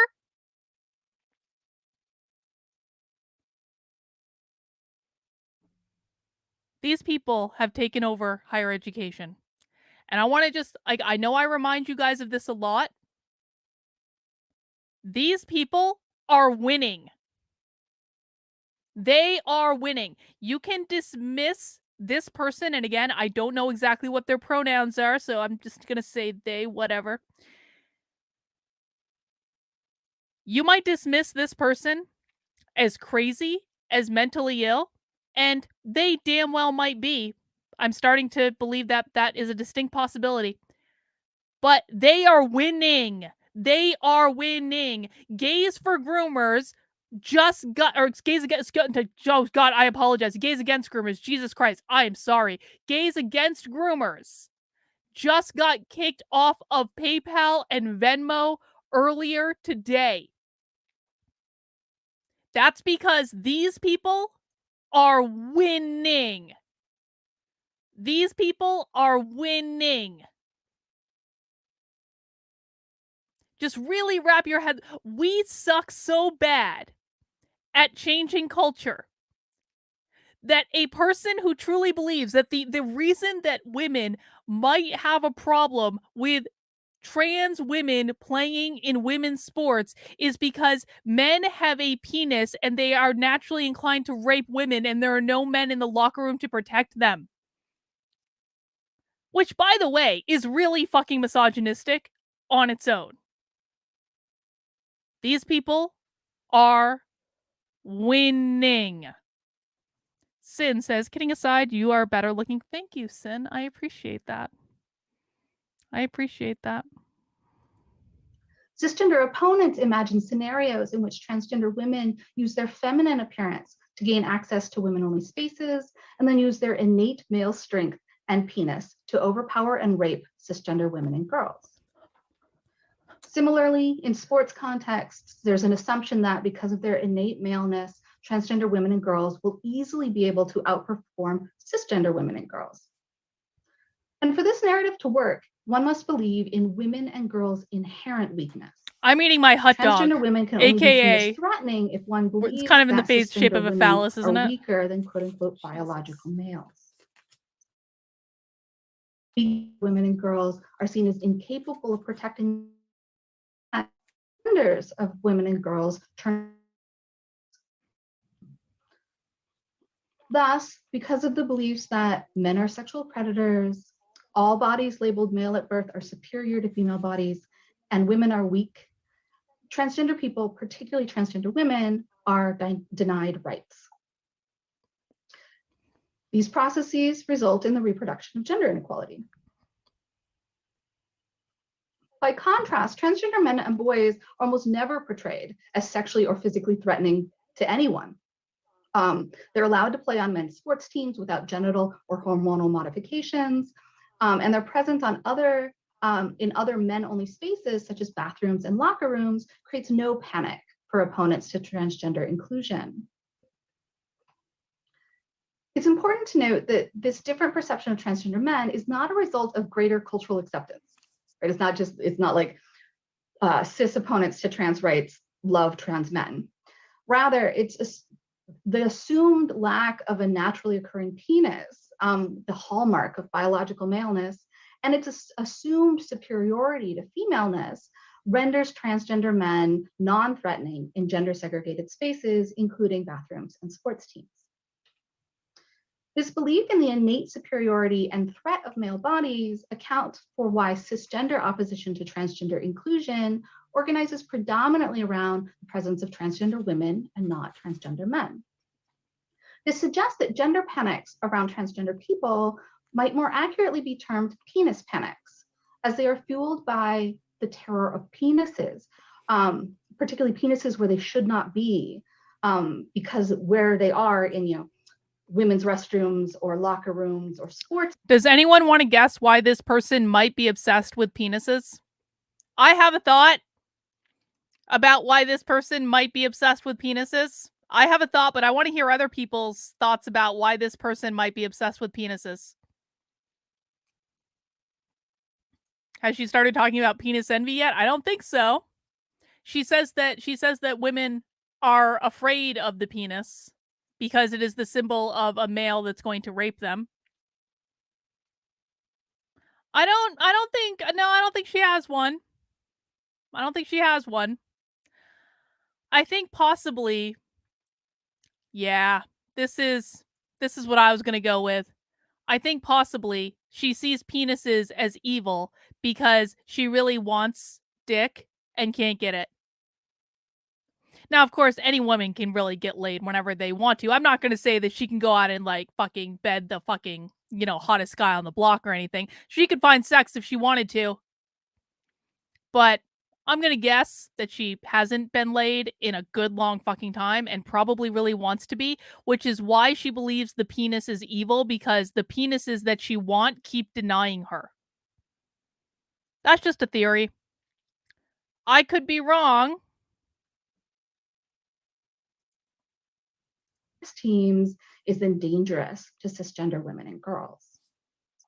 Regularly, critics of transgender rights express that their opposition is stemming from fears around people with, and these are quotes from newspaper articles, male anatomy or male genitalia being allowed in women's spaces, such as restrooms, locker rooms, and sports teams.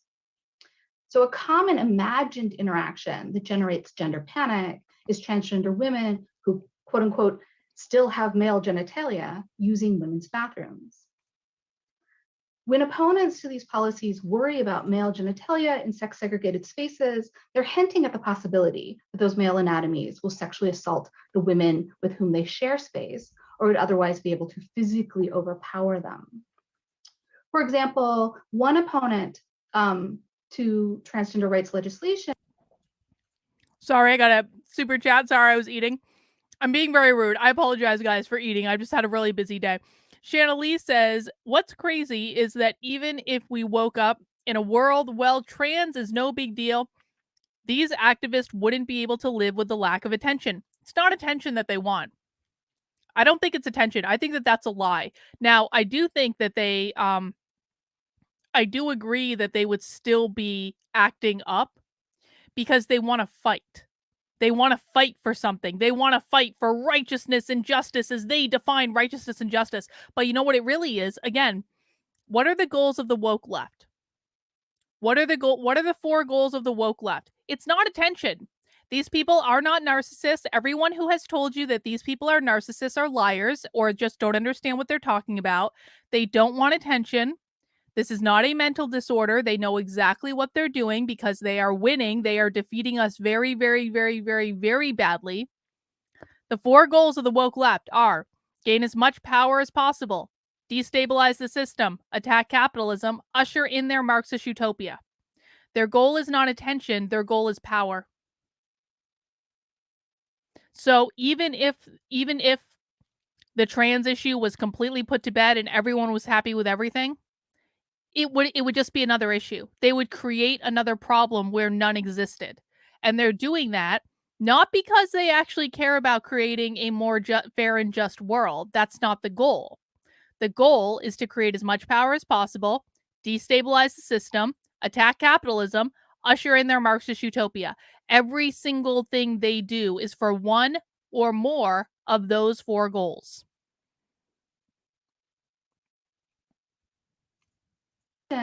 Pointed to what they termed personal safety, saying that many communal spaces, and here's a quote, many communal spaces like prison cells and public bathrooms are segregated by sex to protect women who are generally physically weaker than men. They are absolutely winning, Doug. You are incorrect. If I watch socialist presentations from 5 years ago, those are the talking points of the Democratic Party and of CNN today. Anyone who says that these people are not winning is lying to you. Conservative influencers lie to their audiences all the time. These people control higher education. They control primary and secondary education. They control the media. They control the churches. They control entertainment. They control corporations. They control every major institution in our society. There is almost zero opposition to anything that they're doing. Almost zero.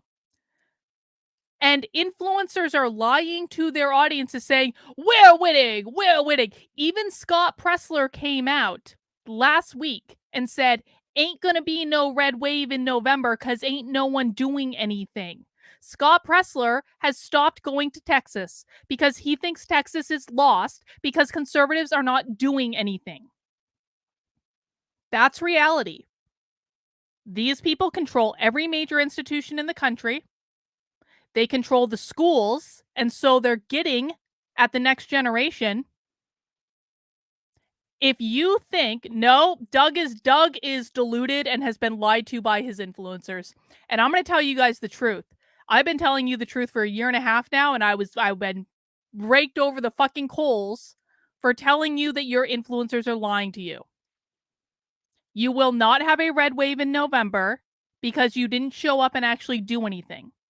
That dream is pretty, like, unless something miraculous happens in the next 1.5 months, there ain't going to be a red wave. You might narrowly win the House.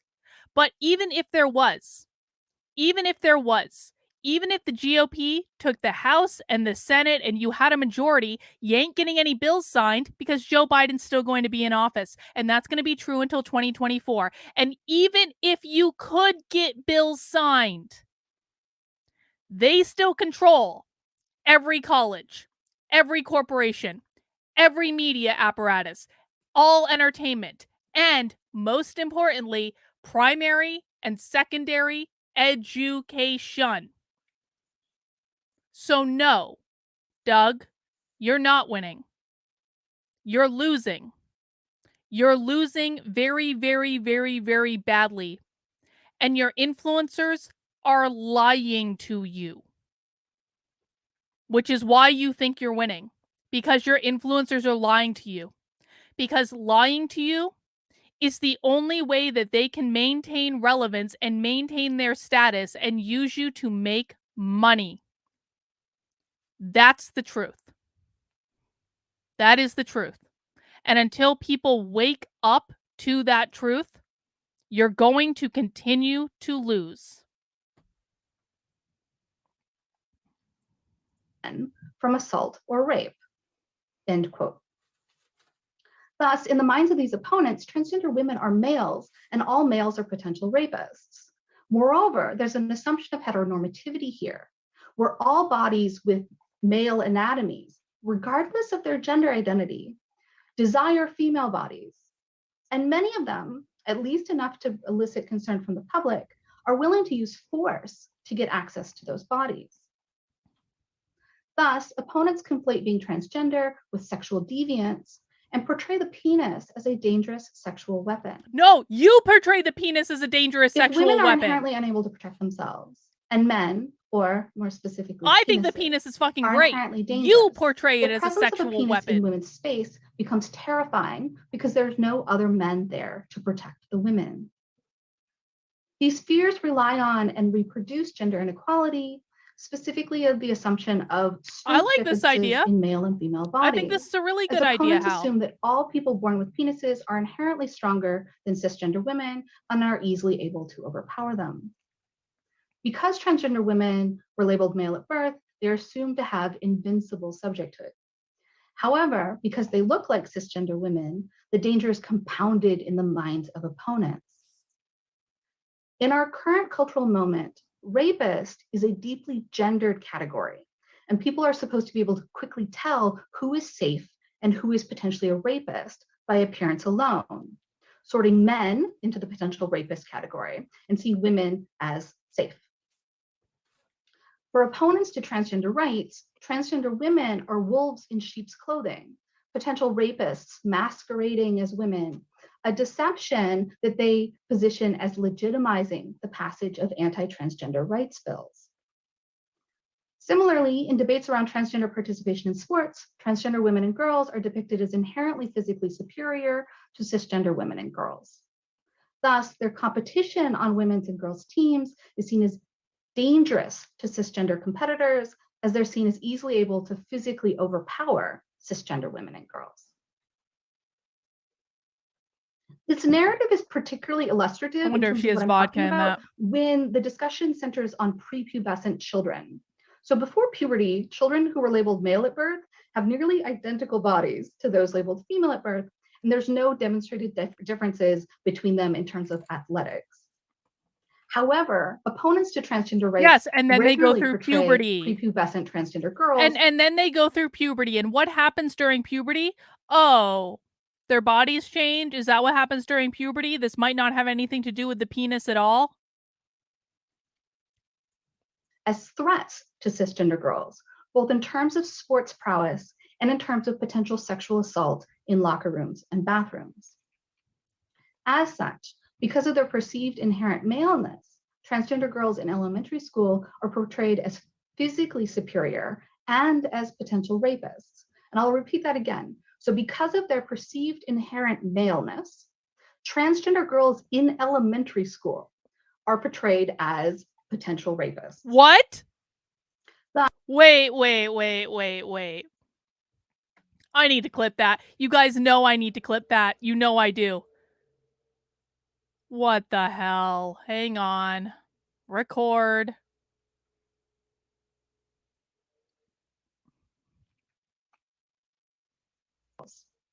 Thus, their competition on women's and girls' teams is seen as dangerous to cisgender competitors, as they're seen as easily able to physically overpower cisgender women and girls. This narrative is particularly illustrative in terms of what I'm talking about when the discussion centers on prepubescent children. So before puberty, children who were labeled male at birth have nearly identical bodies to those labeled female at birth, and there's no demonstrated differences between them in terms of athletics. However, opponents to transgender rights regularly portray prepubescent transgender girls as threats to cisgender girls, both in terms of sports prowess and in terms of potential sexual assault in locker rooms and bathrooms. As such, because of their perceived inherent maleness, transgender girls in elementary school are portrayed as physically superior and as potential rapists. And I'll repeat that again. So because of their perceived inherent maleness, transgender girls in elementary school are portrayed as potential rapists. Thus, the fears triggered by those opposed to transgender rights center around a sexually threatening penis and a belief that the penis endows physical superiority. As such, What panic. the fuck? Yo.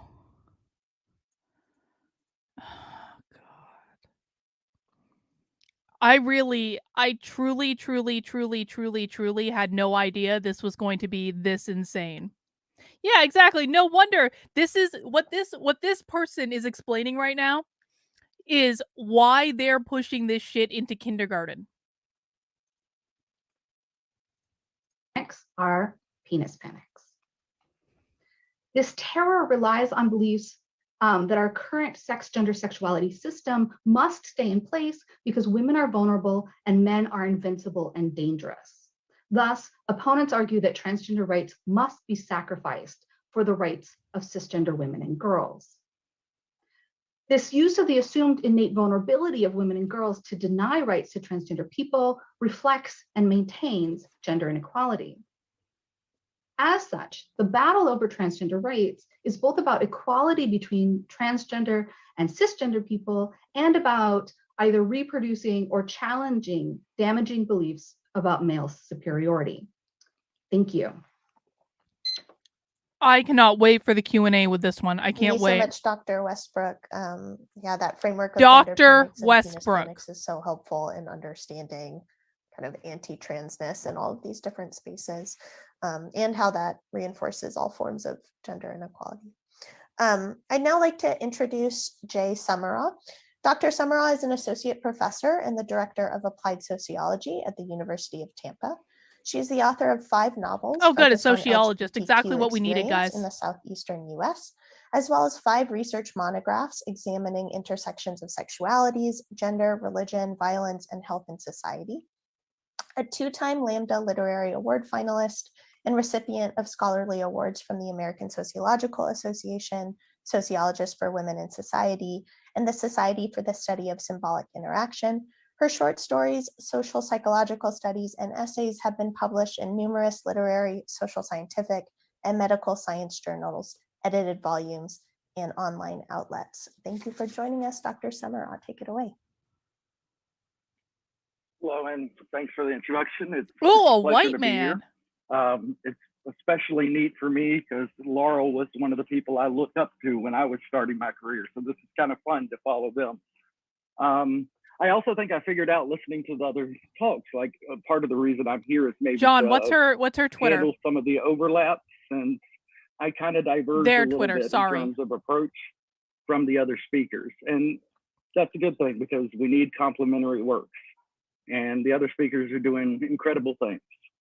I'm gonna put my website in the chat simply because if anybody wants it, all my academic articles are free there and easy to get a hold of, and information on all my books is there as well. In terms of today, Mandy, I would love what I to want see to talk that. about basically is the other side of the coin. Thank you, from what John. the other panelists were talking about. I'm that particular trans feminine, trans woman person that is so scary and dangerous to everyone. Oh, I'm And sorry. I thought it was a white I man. live that. I was and I wrong. experience that, and it shapes the work I do in very significant ways. That makes a lot more sense. Most of the research that's done, and some really good examples are given by the 2 panelists who went ahead of me who are doing great examples of this. It's focused on organizations and organized white supremacy, cis supremacy, male supremacy, anti-women, anti-trans, organized groups and activists and leaders and online media. Laurel made a good point talking about the mainstream impressions, and Heron made a great point about national impressions. This is important work. I look at the other side. I look at the casual everyday examples. basically they're studying the singer. I'm studying the crowd at the concert. And part of this is because, to use an example that Laurel placed really well, in the last decade, we hear it everywhere, mainstream acceptance of trans people has increased, and so have our representations. But almost no one I know experiences that. That's not our lives yet. That's the media representation, and that's the national discourse. Those are important. But I still can't go to a sociology conference without meeting the security guards within the first day, much less anywhere else. Can't go to college campuses without being stopped. I have to be very careful about what I wear. Bullshit. I'm glad that at least for a little while longer, I can still grow a beard for when I go out in rural areas and help people get health care. Because I know when I don't, I'm going to have at least one physical altercation. It's just the way it works. Wait, And hang I'm on. used to it. It's a part of life. Hang on. Is this person a trans man or a trans woman? I can grow a beard for a little while. I thought that this person was a woman that became a man, but maybe it's a man that's transitioning to be a woman. I'm really confused now.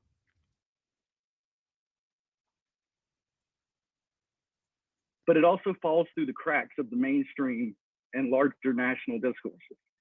So what I've tended to start doing is looking at how people who are not tied to movement, how this is not their job, Bill. this is not their profile or their brand on social media, how they respond to us and how they react to us. I noticed somebody in the Q&A mentioned about trans men and gender segregated spaces. Experience-wise, it's not nearly as nice as it looks sometimes in the representation. That question kind of fits kind of what I do, is the what's going on for people in their lives. So a lot of this started when a colleague and I, Elaine Mathers at Indiana State University, undertook a 7-year project to collect what is to date the largest qualitative study of transgender experience in the US. The book is called America Through Transgender Eyes, if you want to take a look.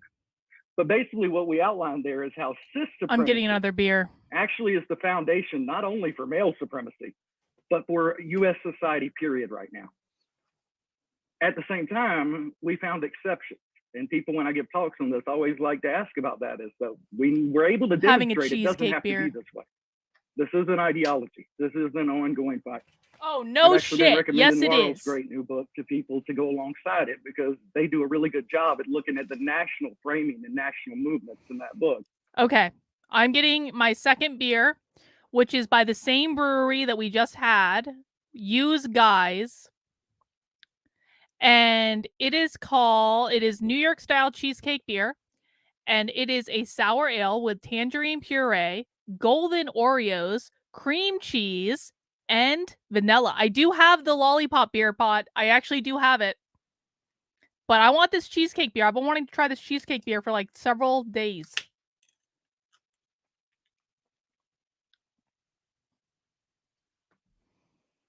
All right, we're putting it into the same glass, so it's got a little smoothie left over. We're going to see how much this tastes like a cheesecake. Sometimes this brewery is great, and sometimes this brewery is a little sketch. It looks very tangerine to me. Let's see. It smells like a tangerine.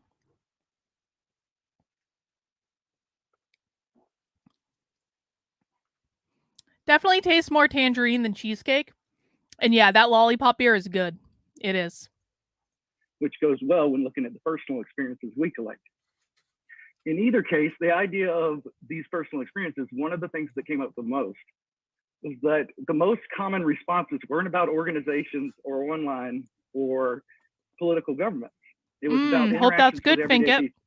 It was the way the sociologists gendered their classroom, or the way the PhD appealed to statistics to tell a violent survivor, well, it doesn't happen that much, so suck it up. The same way pro men's groups did to rape survivors in the 90s and 2000s. The same way Southern Baptist groups called for the same statistics, don't say it happens much, when delivering lectures in Sunday schools in the 80s about homosexuality and the AIDS epidemic. what tended to happen was it was the interactions with the crowd, not the singer they'd never met, that shaped people's lives the most. The national currents matter, but it's the other side of the coin. The national currents are also tied to how the everyday people are reacting. Well done, Zacho. In other words, you don't have much of a concert if no crowd shows up. Almost none of these men's rights and other supremacist movements can do much of anything without people even passively supporting them. And so what I've tended to find is, this is kind of my latest thing. I spent the last few years, and there are 3 books out now on this, interviewing different groups of people, primarily college-educated people, about how they responded to violence, how they responded to trans groups, how they responded to cis women's groups, how they responded to Black Lives Matter, how they responded to other issues alongside that. And basically, Heron did such a great job of explaining this, so I'm going to say it real quick, and Laurel as well. There's a hyper focus at the national or organized or movement level on trans people as a threat. I am the boogeyman, to use somebody else's thing. We are the threat, we're scary. Among casual folks, though, outside these movements, hyper focus is not the pattern. It's a hyper dismissal, a dismissal of our existence and a dismissal of the ways we are threatened. The most common examples of this are, we're not in God/science's plan. Different people use one of those two, which is ironic because in Southern Baptist traditions, we learned science was the liberal God. People actually in science do treat it the same way, which is kind of interesting to note. The other most common one is, statistically, that doesn't happen much. And again, then dismisses to another conversation. As a violence survivor, I can tell you what everybody else says in response to that. We don't care if it happens much. You don't care about that if you're living it. The quantity doesn't matter. You're still living it. Okay, I always like to point out when people I disagree with are making fair and valid points, because I think that it's important that we do that. And I will say that it really does turn me off every time I say to people, like pro-life people, you really should make exceptions for women who have been raped because they didn't make the choice to be raped. And the response is, and this is almost always universally the response, well, women who get raped don't get pregnant. I say, well, women who get raped absolutely do get pregnant. They go, well, it doesn't happen that much. And I'm like, well, that's really, really comforting for the women who have been raped, who then get pregnant with the child of their rapist, and then are told by pro-life people that they want to strap them to a gurney and force them to give birth and give them no choice of their own. It's a shitty argument. It is a shitty, shitty, shitty, shitty, shitty, shitty argument to say, well, not that many women who get raped get pregnant, and so we don't really need to worry about them. It just doesn't happen all that often. We're okay with sacrificing those women who have already had one of the most severe violations that can happen to you. We're okay with just violating them even further because there's not that many of them. It is a horrible argument. And if you are pro-life, you need to stop making it, because you really, really piss people off every single time you do it. It is a heartless argument to make, and it makes you look like assholes that no one wants to support. Incognito says, to them, words are violence, claims are subjective. I agree with that, Incognito, but this does happen. This absolutely does happen. And this is the other argument they say, well, my younger brother was the child of rape, and so we should be able to force all women who were raped to have children. No, that's a shitty argument. That is a shitty argument. It is a shitty argument for taking away choice from someone who was given no choice in the first place. Your lived experience is not a good argument.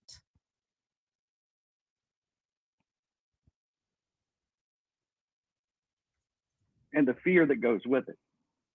The other most common one is that, it's the latest media story. And this is picking up on that increased attention that Laurel notes and the increased acceptance. And Laurel put it really well, that it's triggered a massive backlash. The idea being, though, that for the everyday folks who are not part of the supremacist movements officially, hyper dismissal works alongside the hyper focus of the movements. I don't hyper-focus care, of the Mandy. movement They should define us still have as a threat. choice. I The don't care. hyper-dismissal defines They should us have as a we don't choice. belong here. The combination of the two sets up the ideas and the voting patterns and the support and the funding necessary for the bills and legislation. To give an example of the bills and legislation, for some people, these are very new, they're very surprising. But I remember hearing about these exact same bills in coffee shops by the capital of Florida in Tallahassee in 2010. They didn't make it to the mainstream yet, but they were still a common idea already. They were already a tactic before same-sex. Mandy, when you are raped, you don't just get up the next day and skip down to the pharmacy for the morning after pill. That doesn't happen. You don't just get up and go to the police station and say, "Can I have my rape kit now?" You lay in bed for days at a time, not even knowing how long you've been laying in bed. Oftentimes, you don't tell anyone that you've been raped until months after it happens. So no, that is not a valid solution.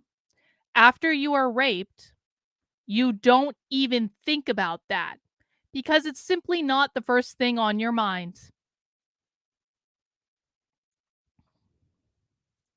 Marriage was legalized. They look now about the same way they did then. And then at the time, I remember mentioning it to people, we should be careful about this. This was, Obama administration. And yeah, I have some people weren't really experience with talking this, about so I trans know. stuff too much. They really didn't like to hear it, even the people in the academy. And every single time I got the same response. Well, that kind of thing doesn't happen much. The targeted attacks on gay and lesbian couples and children and parents, that was a one-time thing. It wasn't a one-time thing. That belief that it is allows people to avoid it, to feel more comfortable. Also allows them to ignore the fact that if it can happen once, it can happen to anybody. Another situation where quantity itself becomes kind of an escape. In any case, looking at how people talk, there are also interesting patterns to note. And this gets into what How this Heron person noted is about touching their hair intersectionality bothers really me. well. It also gets into what Laurel noted really well about the ways sex, gender, and sexuality combine. I'll take just one example of one of the most common phrases. One of the most common phrases is, statistically, that doesn't happen much. I remember first hearing that phrase when I was in a Sunday school class in the early 1980s. That's what they told us about homosexuality. Statistically, it doesn't happen much. Don't talk about it. In the 1990s, I remember hearing that about the police killings of Black people, Rodney King and others throughout the early 90s. That doesn't happen much statistically, so don't talk about it. I remember hearing the same thing about gay and lesbian families whose children were taken from them, and especially as one of the children who was taken from. Do I think more men will get accused of rape if women can get an abortion if they claim rape? Yes, I do, which is why I think that there should be common sense legislation for first trimester, 15 weeks with exceptions for rape, incest, life of the mother. It is absolutely true that if pro-lifers attempt to ban all abortion except in cases of rape, then more men will get falsely accused of rape. That will 100% happen. It is not even a question of if that will happen. We already know that will happen. So therefore, the most common sense thing that pro-lifers can do is agree to 15 weeks with exceptions for rape, incest, and life of the mother. Now, of course, the left will never agree to that at this point because they've been pushed too far by pro-lifers who are like, we will have no exceptions ever. And the left has gone around the board too. So don't think I'm dismissing what the left has done. The left has gone absolutely insane with regards to abortion. But yes, yeah, if the only way to get an abortion was to say you were raped, then 100% more men would get falsely accused of rape. Grape Hill, I'm glad we've cleared that up. I apologize for snapping at you. Just a little miscommunication. And that sucks. It does. But the best way to eliminate abortion is to change culture. That's the best way to do it. You have to change culture. You have to change hearts and minds. You cannot legislate your way out of this if you actually want less abortions. Gay and bi couple at the end of the 70s. Again, it was really weird for me to hear. Well, that doesn't happen much. We shouldn't talk about it. Heard the same thing in the interviews I did with people about Me Too in 2017. Well, these are media narratives. It doesn't really happen much, so don't talk about it. the same phrase, this hyper dismissal, is just as important and works in tandem with the hyper focus that Laurel and Heron wonderfully outlined for folks. And so when we're looking at this, we're not just looking at the national or mainstream. There's also all the pockets in between and all the places in between. And in all the pockets and places in between, Ain't that the truth, focus is Shayna? not as common in Ain't that terms the of truth? what you need to be ready for to talk to or advocate or get votes, etc. You got to be ready for the dismissal. You got to find a way to make it relevant or make it emotional. Historically, Black civil rights groups have done this really well with novels and other kind of creative arts. Historically, gay and lesbian groups did as well. In either case, you've got to make it real, to paraphrase a whole lot of activists from the past, at least 30 that I know of. You got to make them feel something so they can't dismiss it. That's going to be just as important piece about this, both challenging male supremacism and further challenging cis supremacy and any other anti-trans ideologies or anti-women's ideologies. One very important part that the other panelists outlined so well that I don't need to add to it. We have to. I just want to say that, like, I'm not a feminist or anything, but I don't think that this person is fighting for women. Why is this person putting themselves, and again, it feels very weird to me that this person, who is a PhD of some sort of sociology, believes that they are fighting for women's rights. Yeah, that's what I think too, Mandy. There should be reasonable compromise. Like, nothing is perfect. It sucks. There are irreconcilable differences in regards to when people perceive that life begins. There is no way to prove it. There just should be reasonable compromise, but that ship, I think, has sailed. I fear that ship has sailed, and we'll never get there again. And I believe that is mostly the left's fault, by the way. I don't want it to make it seem like I actually think that the right caused this problem. I don't actually think that the right caused this problem. I think the right reacted irrationally to what the left did, and it made the split irreconcilable. To be aware of these hyper-focus and threat discourses and find ways to challenge them. You can make people call At you the doctor, same and that's time, kind of we have to cool. be aware of I the kind of like making people call me hyper-dismissal of the doctor vast majority sometimes. of people who don't have a personal tie to these issues. You need to So we have to basically, have a way like, to challenge to get a PhD, you have to read a lot of research and you have to write a lot of papers, and then you have to do a big research project. And listen, man, I worked for 7 years to get my PhD part-time while I was working full-time. I have no regrets about it. I can force people to call me doctor when I'm being uppity. I also went to very non-woke schools, though. And for a reason. I went to the most non-woke schools I could find because I actually wanted to study the subject matter and not be indoctrinated into nonsense. that, to make them pay attention and to make them see us, as with any other group, as humans, as people whose issues and violence they face matters. And to go all the way back to Emily's notion of, male supremacy in terms of the sense of loss. In the national case, it's a rhetoric being used that if us trans folks get rights, and especially us trans girls, that other people will lose. I'm sorry.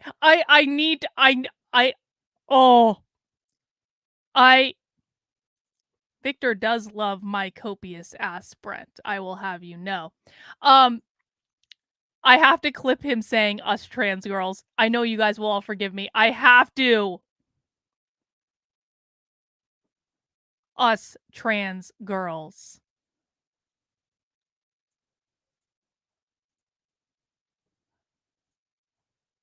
That's going to be just as important piece about this, both challenging male supremacism and further challenging cis supremacy and any other anti-trans ideologies or anti-women's ideologies. One very important part that the other panelists outlined so well that I don't need to add to it. We have to be aware of these hyper-focus and threat discourses and find ways to challenge them. At the same time, we have to be aware of the hyper-dismissal of the vast majority of people who don't have a personal tie to these issues. And so we have to have a way to challenge that, to make them pay attention and to make them see us, as with any other group, as humans, as people whose issues and violence they face matters.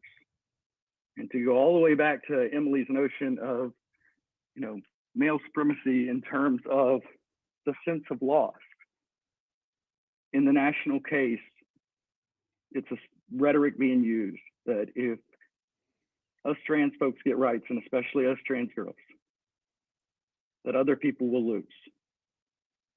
On the other side, in local areas throughout various regions throughout the US, it's a similar thing of loss, but it's the idea that there is no loss, there is no claim. So it's okay to support, even if you're not necessarily explicitly in favor of the hate groups. And in both cases, that loss that Emily noted that kind of fuels these movements, it has to be addressed, but it has to be addressed both in the way that it's framed nationally and in the way that it's framed locally and regionally. And the combination. Okay, I think that's good enough of a clip. Us trans girls. Of those things gives us a way to. That's gonna sit with me for a minute. I'm gonna be honest. That's gonna sit with me groups, for a minute. If history's shown us anything, as other panelists noted, it's not just going to be us. The next group will be right there soon, and there's other groups getting hit the same way right now because these things are all connected and all tied to each other. And I think that's all I'll say for now. But please, people, feel free to reach out anytime, anyway, and I'm happy to chat and/or make fun of myself or whatever helps people out. And I actually feel bad for this person. I actually really do. Thank you so much, Dr. Summerall. I really appreciate how you're bringing in lived experience and talking about the importance of lived experience to activism and organizing. And also reminding us that anti-trans organizing is not extreme or anomalous, right? It's really reflective of what's going on with everyday people. I'm now going to hand it over to Blue Buchanan, who will moderate our Q&A. Blue is a PhD candidate in the Department of Sociology at the University of California, Davis, and a university fellow at the University of North Carolina, Asheville. They're a co-author of the chapter We Major, Black Trans Feminism Fights Back in Black Feminist Sociology, Perspectives and Praxis, which is forthcoming from Routledge.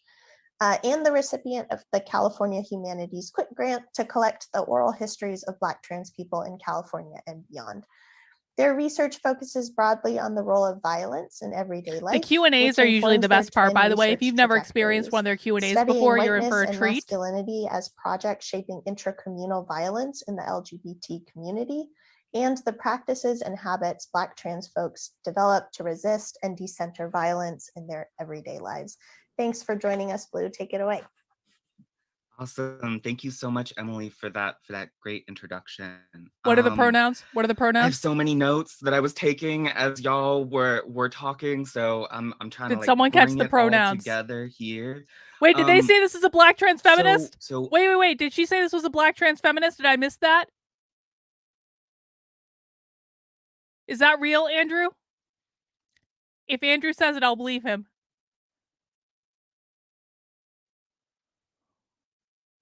What the fuck alternate universe did we walk into today? Is this what it's like on College Kid? Yes. Andrew was telling the holy...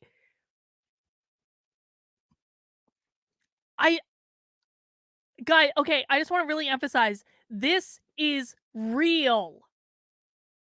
This is not, we're not watching a dystopian movie. You said it, not me. I can't get in trouble for your chat. Oh my god. Okay. First, I'm going to just pose maybe one or two questions. David, yes. I really, David is, I don't know if David is watching right now. David might have other stuff to do, but David is the king for today. Oh my god. Yeah, this is what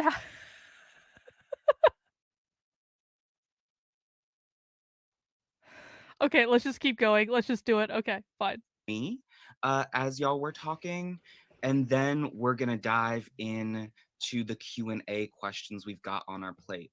And I encourage folks who are listening, please do, if you need a little bit of time to percolate, this is the time to think on I what your questions absolutely might need be some time to and drop them percolate. in our Q&A Does anyone else need box. some time to percolate on what we've learned today? So yeah, there's so much to sort of unpack. I wanted perhaps to pose to y'all, if you could maybe expand on or draw some connections around racialization and Blackness in particular in the United States, and the arguments that are being laid out here. As Emily sort of pointed out, one of the things about defining male supremacism is hoping to get at a similar analytical rigor as talking about white supremacy.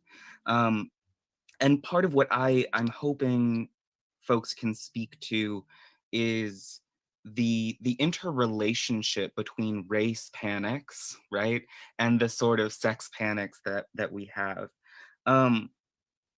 So in particular, perhaps I'll start with this Maybe one, they're trans is age as that well. the language of rapists and of men entering into these spaces is so often similarly reflected by the idea of Blackness intervening in, impinging on particularly women in particular, right? If we think back to things like Birth of a Nation, right?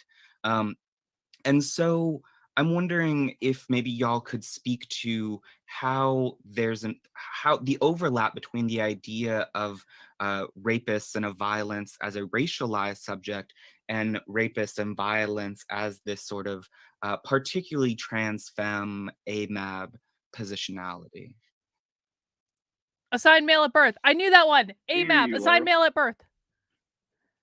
Well, so my answer is going to be really fast to Blue's Okay. question. I feel so How self-conscious about you when go she's and on then the I'll go. stream. Awesome. Okay, so what's really interesting, Blue, is in Hang on. terms of the Do you know why it bothers me when that last person touches their hair?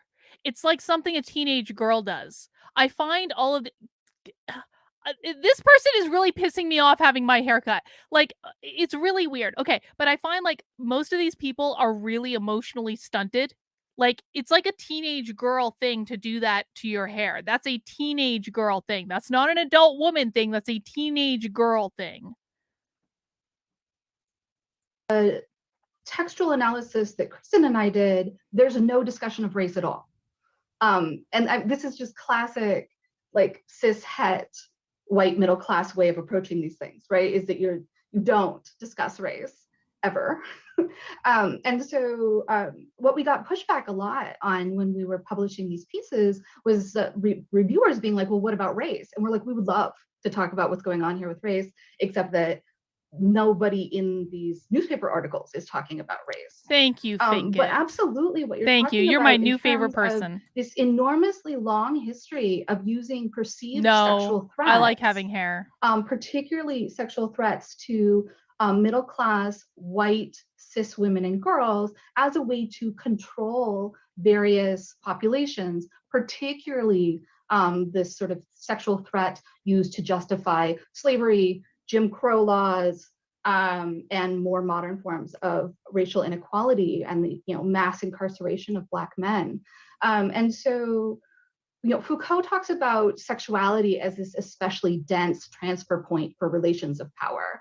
And sexuality, this sexual threat, is this thing that produces all sorts of panics. So I really appreciate you bringing that up. And I think that's something that we should very much talk about.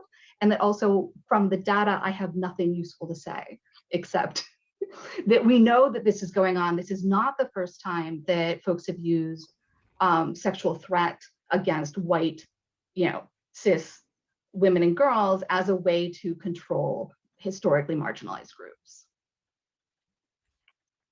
And I don't know if this is accurate, but according to a reviewer, I'm probably one of the only two people that has the exact data. So in both of my last two books, Violent Manhood and Black Lives in Bathrooms, We studied kind of the intersection in interviews and how people respond to racial justice movements and how people respond to trans movements. I'm gonna share a link in the chat. This is a journal article we did on this topic. Dr. Eric Anthony Grollman and I did this project together over the last few years, but there's a freely available journal article we did on it that kind of summarizes the book, parts of the book, Black Lives and Bathrooms. But basically what we found is real simple. And it wouldn't be surprising to, at least to the Black trans people in my life, it was not surprising at all. And to myself and other Southern trans people, it wasn't surprising at all. We have to start every class by, whatever you think is not about race, you're wrong. It is, especially in the South. It just is. I don't care what you think, it is. In any case, basically what we found is the response to Black Lives Matter and other kind of racial justice movements and the response to trans movements is almost exactly the same, using exactly the same rhetoric, using exactly the same terms. Even a couple of the discourses I mentioned in terms of overall how people respond to these situations, police killings and the violence against trans people, a lot of people use the statistically, it's not that common response. I've even gotten that response in relation to myself personally and gotten hate mail from the America Through Transgender Eyes books from other sociologists, because how dare I use the 92 Black trans people in that book to talk about race, or how dare I talk about how bisexuality and race combine to make trans experience different. And sociologists don't study bi stuff and don't like to talk about race, maybe more than other people, but not overall. In either case, what we basically That's find why is they tell these are, everyone they're fragile. honestly, to paraphrase the folks who Actually, did disclosure. isn't it interesting what this person just said? Because this person is a PhD in sociology. I refuse to say woman. I'm sorry. I will say this person. I will be gender neutral, but no, this line I will not cross. Anyway, this person is a PhD in sociology and just said that the sociologists don't want to talk about race. Do you know who else is a PhD in sociology? Robin DiAngelo. Could it be that Robin DiAngelo wrote a book called White Fragility in which she said that all white people are uncomfortable talking about race because they experience white fragility, when in fact what was really happening was that Robin DiAngelo was projecting her own discomfort talking about race, because Robin DiAngelo is clearly uncomfortable around Black people. You can tell that from reading her effing book. She talks about how when she went to a potluck, there was a Black family in one picnic area and a white family in the other. And when she was going to the potluck, she was like, "Ooh, I hope the Black family's not where I'm going." Robin DiAngelo was clearly uncomfortable around Black people. Is it possible that the entire white fragility craze of a couple years ago, in which everyone had to read White Fragility and everyone had to take part in a White Fragility book club, is it possible that that could be a reflection of the fact that Robin DiAngelo herself, as a sociologist, was uncomfortable talking about race because she herself is racist? Because this person, PhD in sociology, just said that sociologists are some of the most uncomfortable people when it comes to talking about race. Isn't that funny? These are deeply intertwined, not only in terms of their history and the media, or even in the whitewashing that Laurel notes that I've seen also in a lot of kind of media coverage. They're also deeply intertwined in the average person's mind. And in both of those studies, these are college-educated cisgender women and men. And so there's no within cisgender gender difference. The whiteness and the cisness, Dr. Grollman and I actually call this doing cisgender whiteness in the book. Their cis beliefs and their white beliefs go hand in hand. They're tied to each other. And so both Black and trans others, and especially Black trans women, which are even more under threat to violence than any of the rest of our communities, they are framed all the way from explicitly as predators to even in more implicit terms as naturally kind of more unusual or strange and throughout. And the responses to kind of both movement groups are almost identical at times. And so that's the kind of short answer from the data. Having spent years working on a couple of books and articles on this, that's kind of the answers of what we're finding. And not only is it tied together historically, but in the ways people are thinking about and responding to these issues every day. Absolutely. I thank you both for that sort of further explanation. I think part of what is really powerful there is also that absence matters, right? And so, when we look at, how studies are constructed, where the attention lies, right? Sometimes it's almost as much about what doesn't get talked about, right, as what does. For folks who are interested in that particular subject around trans folks and whiteness and white supremacy, I do suggest taking a look at C. Riley Snorton's Black on Both Sides, A Racial History of Trans Identity. It's a great sort of introduction to how things like sex and gender were considered unstable among non-white people, right? And so the idea that transness is distinct from cisness is in many ways connected to projects of whiteness and the naturalization of certain bodies. I was wondering, sort of in my second question, and I think that this builds off of, Jay, some of what you're talking about as well, with what you're talking about, Laurel. Is the everyday aspects of violence. So a lot of our focus right now in this panel has been about anti-trans ideology writ large. And I'd like to bring us down to what that means.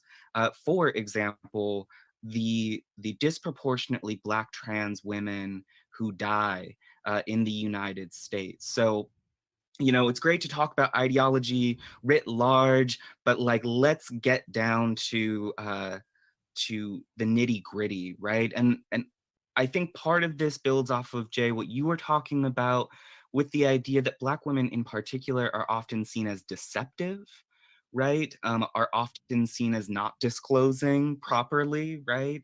And so I'm just wondering if Who sees Black women as deceptive? Or as well, Emily, if you I would have like never to heard weigh that in, before. why is it that the focus recently has been on these anti-trans bills? Is that a product of, say, whiteness? Is that missing what's going on in terms of the anti-trans ideology happening right there on the ground between the girls and the folks who attack them? Folks, FOLX. I think Does that make sense? I'm also happy to rephrase Folks. if necessary. No, that it makes sense. I think one aspect of this is comfort. One aspect of this is comfort. Talking about It's a great violence, plan, period, makes people very uncomfortable. Wait, what? One thing I can tell you as a violent survivor is I'm well aware it can happen to anyone at any time. And that is, to use the phrase from the old Romantic poet. Hang on, did this person just say talking about it, their period makes people uncomfortable? Say whiteness. Hang on, clip. Is that missing what's going on in terms of the anti-trans ideology happening right there on the ground between the girls and the folks who attack them? I think Does that make sense? I'm also happy to rephrase if necessary. No, that it makes sense. I think one aspect of this is comfort. One aspect of this is comfort. Talking about violence, period, makes people very uncomfortable. Oh God. Okay. Okay. Hang on. Oh, that was much better than that. I literally thought that this person said, talking about their period makes people uncomfortable, and I was like, okay. I have to admit when I heard something wrong, because I was making a crack. Oh, thank God. Thank God.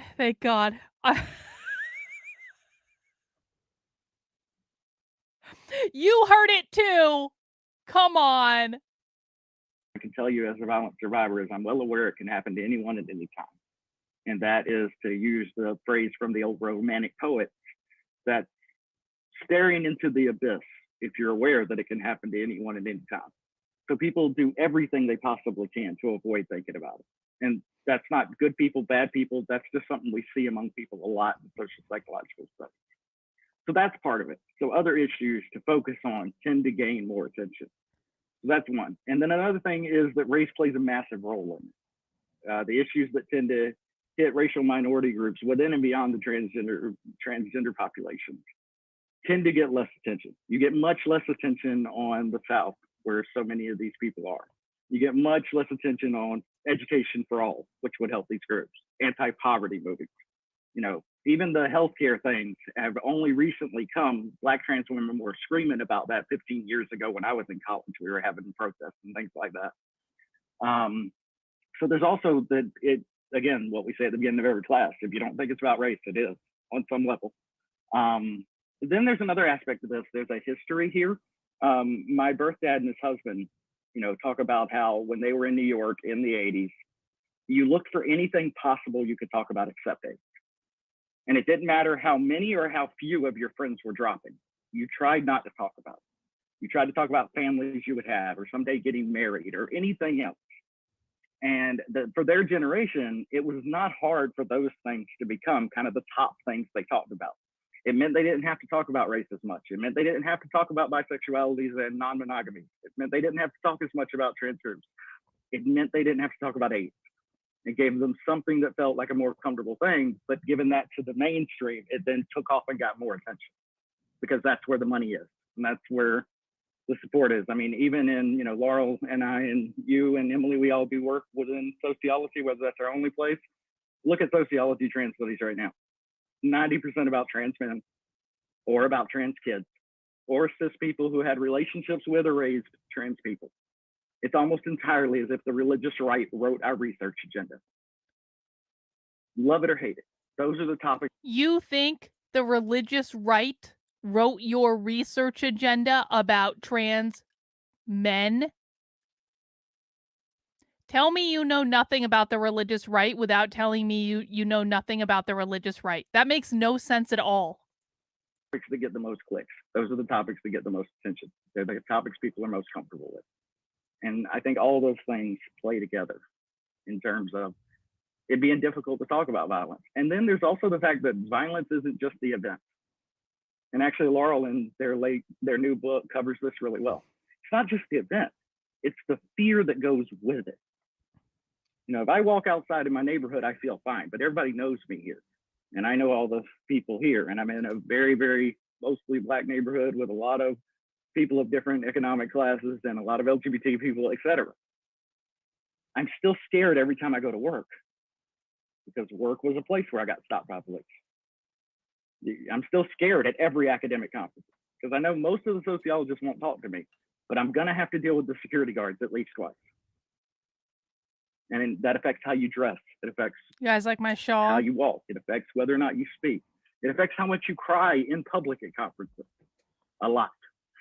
You know, this affects, it's that fear that gets into you that has a larger effect. And we see this also in Me Too and other anti-sexual violence movements.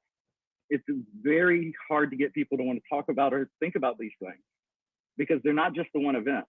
They're the ways they shape almost everything you do.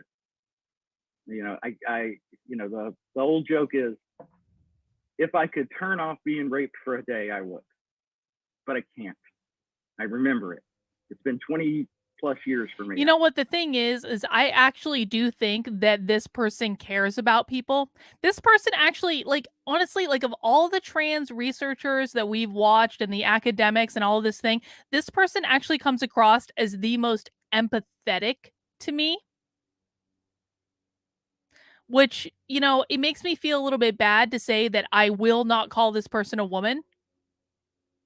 Because I can't. I'm sorry, I can't. I fucking can't. It's not that I dislike them. It's not that I think they're a bad person, because this person genuinely does seem very empathetic to me it does actually seem to me that this person does care about people. And I think it is important to acknowledge that this is not like this is not like this is not like what we usually see with like these types of academics, which is, I mean, the other two people that we saw, the other two days that we saw, they were extremely cold. They came across as heartless. I wouldn't actually mind having a conversation with this person. If I'm on, maybe I'll reach out to this person. Who knows?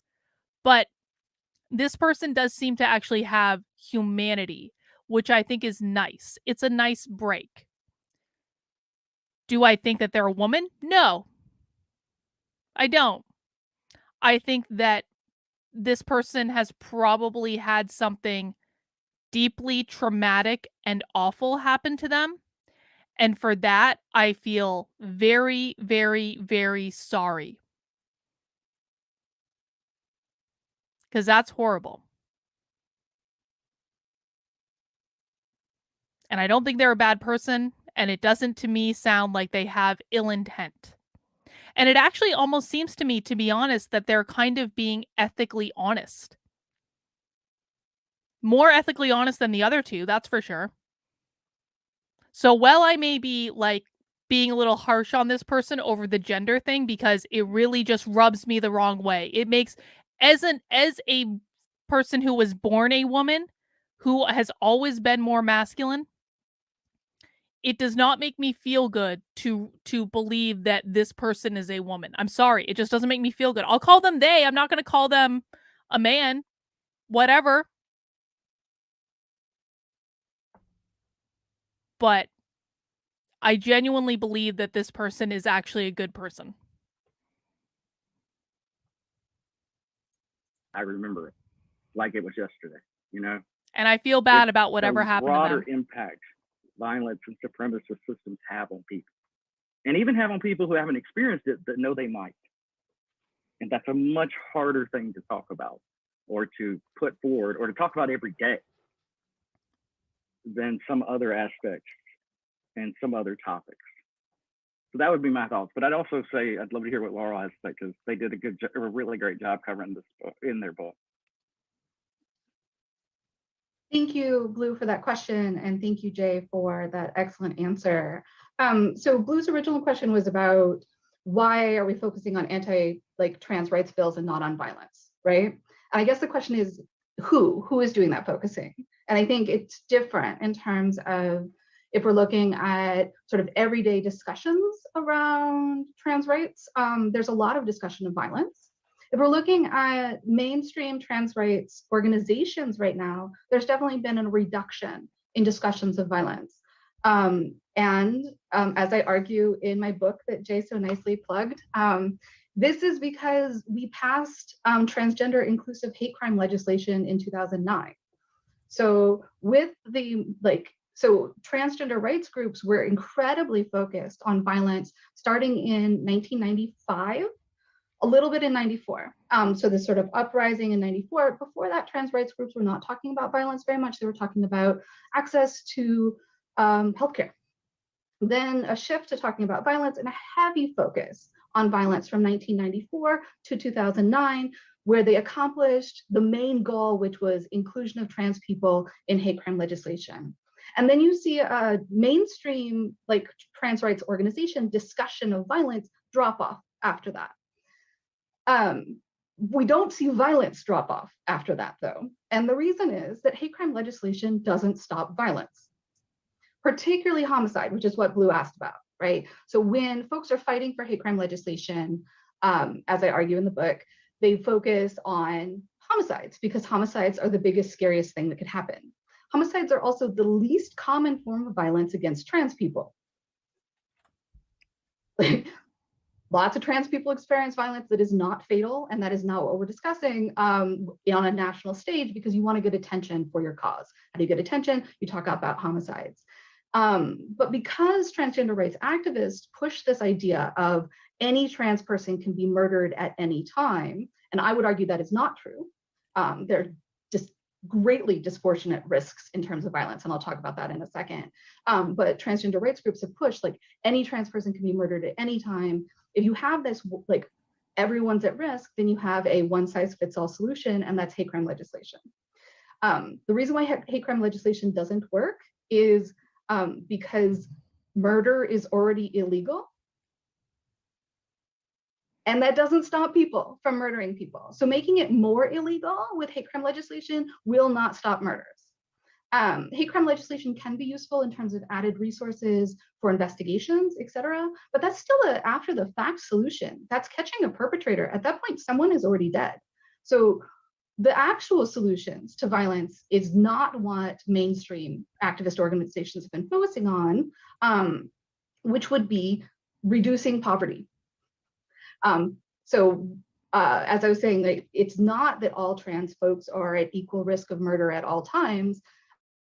Definitely, it is Black trans women who are at high contrast, like white trans men are very unlikely to be murdered in the United States. And the data I'm talking about is very US specific. Just want to acknowledge that. So if you actually want to reduce violence, you need to reduce poverty. And how do you do that? You address the safety net that has been threatened for Black trans women in terms of discrimination in schools, family rejection, discrimination in the workplace, et cetera. And the way to address those forms of discrimination is not to make it illegal. Making workplace discrimination illegal doesn't reduce workplace discrimination. What we know in terms of making it illegal for, in terms of older folks and people with disabilities, is that actually then companies started hiring those groups less often than they were hiring them before, because they were afraid that if they hired them, they wouldn't be able to then fire them later because it was illegal. So stuff like prohibiting transgender workplace discrimination can actually reduce transgender employment. What we know from the data actually works is incentives. You give companies incentives for hiring particular groups of people. Shockingly, they hire those groups of people. So if you give companies incentive, like if we want to spend money on I know something, I'm about to like incentivize- say something that might really surprise people, but she's actually sounding shockingly like a libertarian. I'm sorry, they're actually sounding shockingly like a libertarian right now. What they are saying, without actually saying it, is something the LPNH has gotten in trouble for tweeting many, many times, which is repeal the Civil Rights Act. That's what they're actually saying. They're actually saying it doesn't work. It actually hurts trans people to have trans people as a protected class, because it means employers are less likely to hire the trans people, because once they hire them, they can't fire them. So instead, what if we provided incentives to employers to hire them?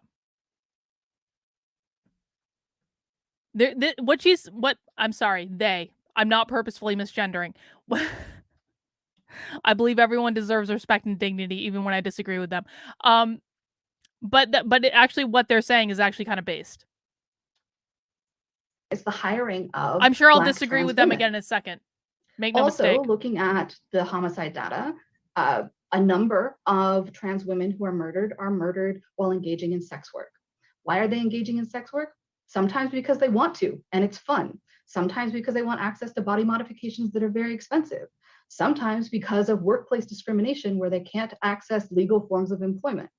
So what should we do? We should make sex work safer. How do we do that? We know from like global data, places that legalize sex work reduce violence against sex workers dramatically. So if you want to reduce violence against trans folks, you have to fix that safety net, incentivize people to hire trans folks, and make sex work legal. Why are folks not talking about that? Because, make sex work legal. Like that makes people very scared. And because the things I'm talking about aren't easy. It's easy to say hatred is illegal. It's easy to say discrimination against people in the workplace is illegal. That's you just slap a bill up there, you get to sign it, people are very excited for you. Doing the actual work to address poverty, that trans folks face in the United States, that's hard. We're not doing a good job solving poverty in the US. That means actual work. And that's why we're not talking about it, I think. Yeah. Listen, man, Yeah. I agree. I'm Thank you sorry. both I actually for agree that with a response. I lot of what think they said. that actually leads us Maybe not everything, but like well a lot of it. into our questions. And I just wanted to note that something that both of y'all really spoke to is that the answers to many of these questions are deeply tied up in other aspects of right-wing ideology, right? So like poor people deserve to be poor, like poverty is a deserved status. Um, I, and Poverty is a also deserved structured status. ignorance. I wanted to just throw out that Okay, I want to say what I said. Like, I want to explain what I just said. I said poverty is a deserved status. Now, of course, I don't mean that when someone is born into a poor family. However, although I do acknowledge that pulling yourself out of poverty is very, very, very difficult and it is not an immediate fix, I do also think that many, perhaps not all, but many people in poverty are making really bad choices that are leaving them to stay in poverty. And we need to be teaching them how to make better choices to be able to teach them how to build businesses, how to build wealth, how to this is why I've said it a million times. A version of equity that I would absolutely agree with and support is putting an entrepreneurship program in every single inner city high school in the country. Every single one. Teach them when they are kids how to build a business and build wealth because there are a million ways that you can make money. You can make money doing so many different things. But if you've never been taught how, that becomes a lot harder. Now, that's not to say people can't figure it out on their own. There are a lot of free tools on the internet. Pretty much everyone has access to a computer, even if it's a computer in a public library. Like, you have to, in order to pull yourself out of poverty, you have to avail yourself of the resources that you have available to you. And you have to get scrappy and you have to get creative about it. Again, I'm not arguing that it is an immediate thing. I am not arguing that it is easy. However, if you are making bad choices in your life that are only leading to you staying in poverty, then of course you're going to stay in poverty. But you also need to acknowledge that if you start making different choices, and choices to include mindset, by the way, not just about where you spend your time or how you spend your money or any of these things, choices to include your mindset. Do you believe you can pull yourself out of poverty? Do you believe it's possible? If you don't believe it's possible to pull yourself out of poverty, you will never pull yourself out of poverty. I guarantee it. We cannot cross a boundary if we can't first conceive of crossing it. If you believe it is not possible to do something, you are right. But if you believe it is possible to do something, then that opens up a whole other list of questions to include things like, what am I spending my time on? How am I spending my money? Where am I putting my energy? What is my attitude? Do I have a good attitude or a bad attitude? It is a lot harder to believe that it's possible to pull yourself out of poverty than it is to say, well, life sucks and then you die and sit back on the couch and watch some TV. But I do think it is people's personal responsibility. I do. And I think that it being personal responsibility is actually a deeply empowering thing because that means that you have the power to change whatever circumstances that you are in. It's your responsibility. And that means it's your responsibility if you fail too. But you could also be successful if you can first conceive of you being successful. One of the things that Jay talked about is not just the hypervisibility, but also the sort of dismissal, right? The austerity that goes on in our political thinking. And yeah, I think that does make it very hard to come up with answers that aren't simply uh, reactions, right, to specific causes that aren't really intersectional at that deeper level. So we've got a number of questions here and about 20 minutes to answer them. The first of these questions is from Felix, saying, this is a question specifically for Heron, but that I've messaged Emily, who will hopefully help to answer this. That talking about fears of a quote unquote final solution in the light of Emily having mentioned similarities between male supremacist fears of feminism and the rhetoric of anti-Semitism, would love to hear either both of you talk about this a little bit more. So yeah, if Emily, you would be down to maybe discuss some of those similarities between male supremacist fears of feminism and the rhetoric of anti-Semitism. Yeah, definitely. Thanks, Felix, for the question. Yeah, when I saw that on Heron's slide, it's one of those moments that, something clicks on. I think also what Dr. Westbrook was referring to earlier, which is, a lot of these things are obviously about other axes of inequality, but they're invisible, right? So when we look at male supremacist groups, they're talking about men and men's rights, but it's very clear that their picture of this men subject, right, is a white man and a cisgender man. And so when whiteness is absent but implicit, right, you can see that in the way they talk about these things. And so in terms of anti-Semitism, I think it's really clear the commonalities between how these male supremacist groups talk about feminists, right? There's definitely this positioning of them as like this elite small group that totally controls the discourse around gender and gender inequality. And that's very similar to anti-Semitic conspiracism.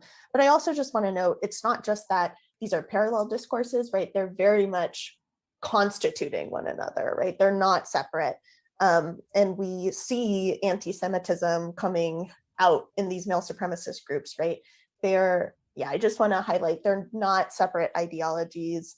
They're very much constituting one another. And, they're using the playbook of anti-Semitism to talk about feminism, but they're also just using the anti-Semitic playbook, right? Wow. Awesome. Absolutely. Thank you for that answer. I also wanted to let folks know or draw attention to the chat where we've also dropped Heron's article. Their suggestion was to also take a look at that for a full exploration of the topic.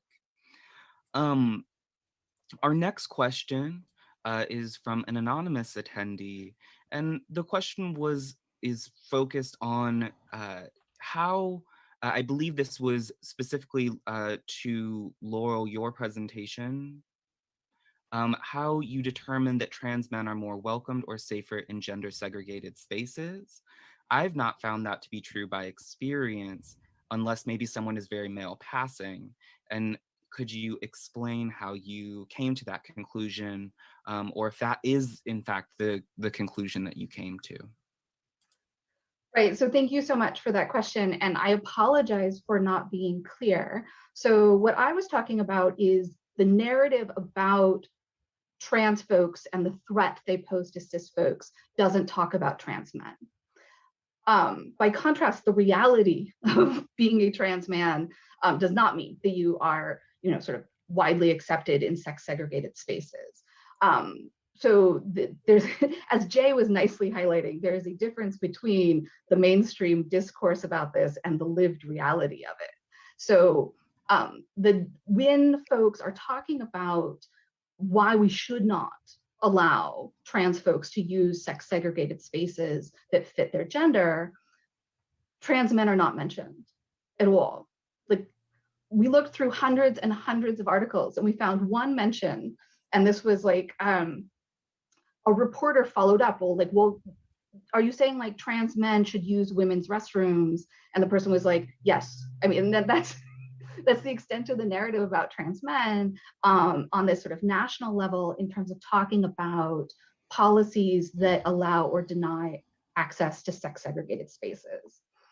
Now, yes, very much the lived reality is something completely different that is not reflected in this. It's just that these anti-trans folks aren't talking about trans men because they don't see them as threatening to cisgender women and girls. Which I think then ties into Arlene's question, which is the next one. Yeah, I was just about to say, we've got a sort of follow-up question from Arlene. Would you like to take a crack at answering that? Sure. So Arlene Stein says, thank you for these presentations. I'm curious about what Laurel would say about Heron's claim that trans men are indeed a central part of transphobic discourse, seen as posing a threat to cis girls. We can see this through Schreier's irreversible damage, the transgender craze seducing our daughters. Might this emerging focus on trans masculinity indicate a strategic shift in transphobic discourse? And of course, I wish that Heron was here to help answer that. But thank you, Arlene, for that question. And I think that Heron's argument and mine are not dissimilar in the sense that the threat that trans men are posing to cis girls in those narratives is not that trans men are going to like attack cis girls, but that cis girls are going to become trans men, right? They're going to be sort of converted over to this, becoming trans men and lose their valuable femininity and apparently breasts. So it's that trans men aren't the threat, it's the becoming monstrous by becoming trans. That is the threat. At least that was my interpretation of Heron's argument. And if someone else has another interpretation, please help me.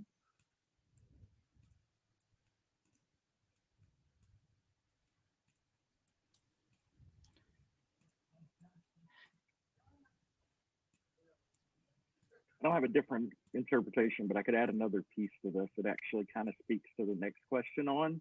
And I haven't really seen it get much attention yet mainstream. I've more picked up on it on, listservs or from church groups and stuff, because originally when I started doing research and stuff, it was at kind of like LGBT churches and things like that. There's another aspect of this, at least coming forward or starting to show up among both reactions to both trans men and reactions to bi plus men that are related to framing these two groups as potential threats to the Christian family form. And by the Christian family form, I'm specifically talking here about like the evangelical conservative women and men dichotomous roles idea frame that is promoted by a lot of what we'd call like religious right-wing groups. So that is one way that I'm starting to see kind of more discussions of trans men as part of like a broader transphobic discourse. I don't know if that'll continue or if it's just a regional thing. Does that make sense? Like I can't make any claims yet, but it is something I've started to see. And it's very much tied to, if you think like, 20 years ago, 25 years ago, when kind of you really started to see the mainstream kind of little bit more recognition of trans men and women, and even in some cases in parts of the world, more recognition of non-binary folks, like at least a little awareness on the edges. We're seeing a similar awareness happening right now among bi plus groups. And so these are being framed as trans men and bi plus men. What the fuck is bi plus? I've never heard bi plus. What does that mean? Of kind of the Christian family idea. And it's taking some elements that were used, especially against like Jewish lesbian groups and especially against bi and pan in the late 70s, early 80s about this. They later became broader discourses in those fights, but they originally this idea that those groups could infiltrate the Christian family form. It's a similar rhetoric to that, but that's really beyond what Heron noted about the worry of cis girls will be brought into kind of trans groups. Beyond that, that's the only way I've started to see kind of trans men pop up in these dialogues or discourse. Awesome. So I think that leads us into our next question, which I wanted to note, Laurel had mentioned a sort of US focus in some of the stuff that they were talking about. This question is about the transnational nature of anti-trans ideology. Specifically, to what extent has the resurgence of anti-trans campaigns been globalized and or transnationalized?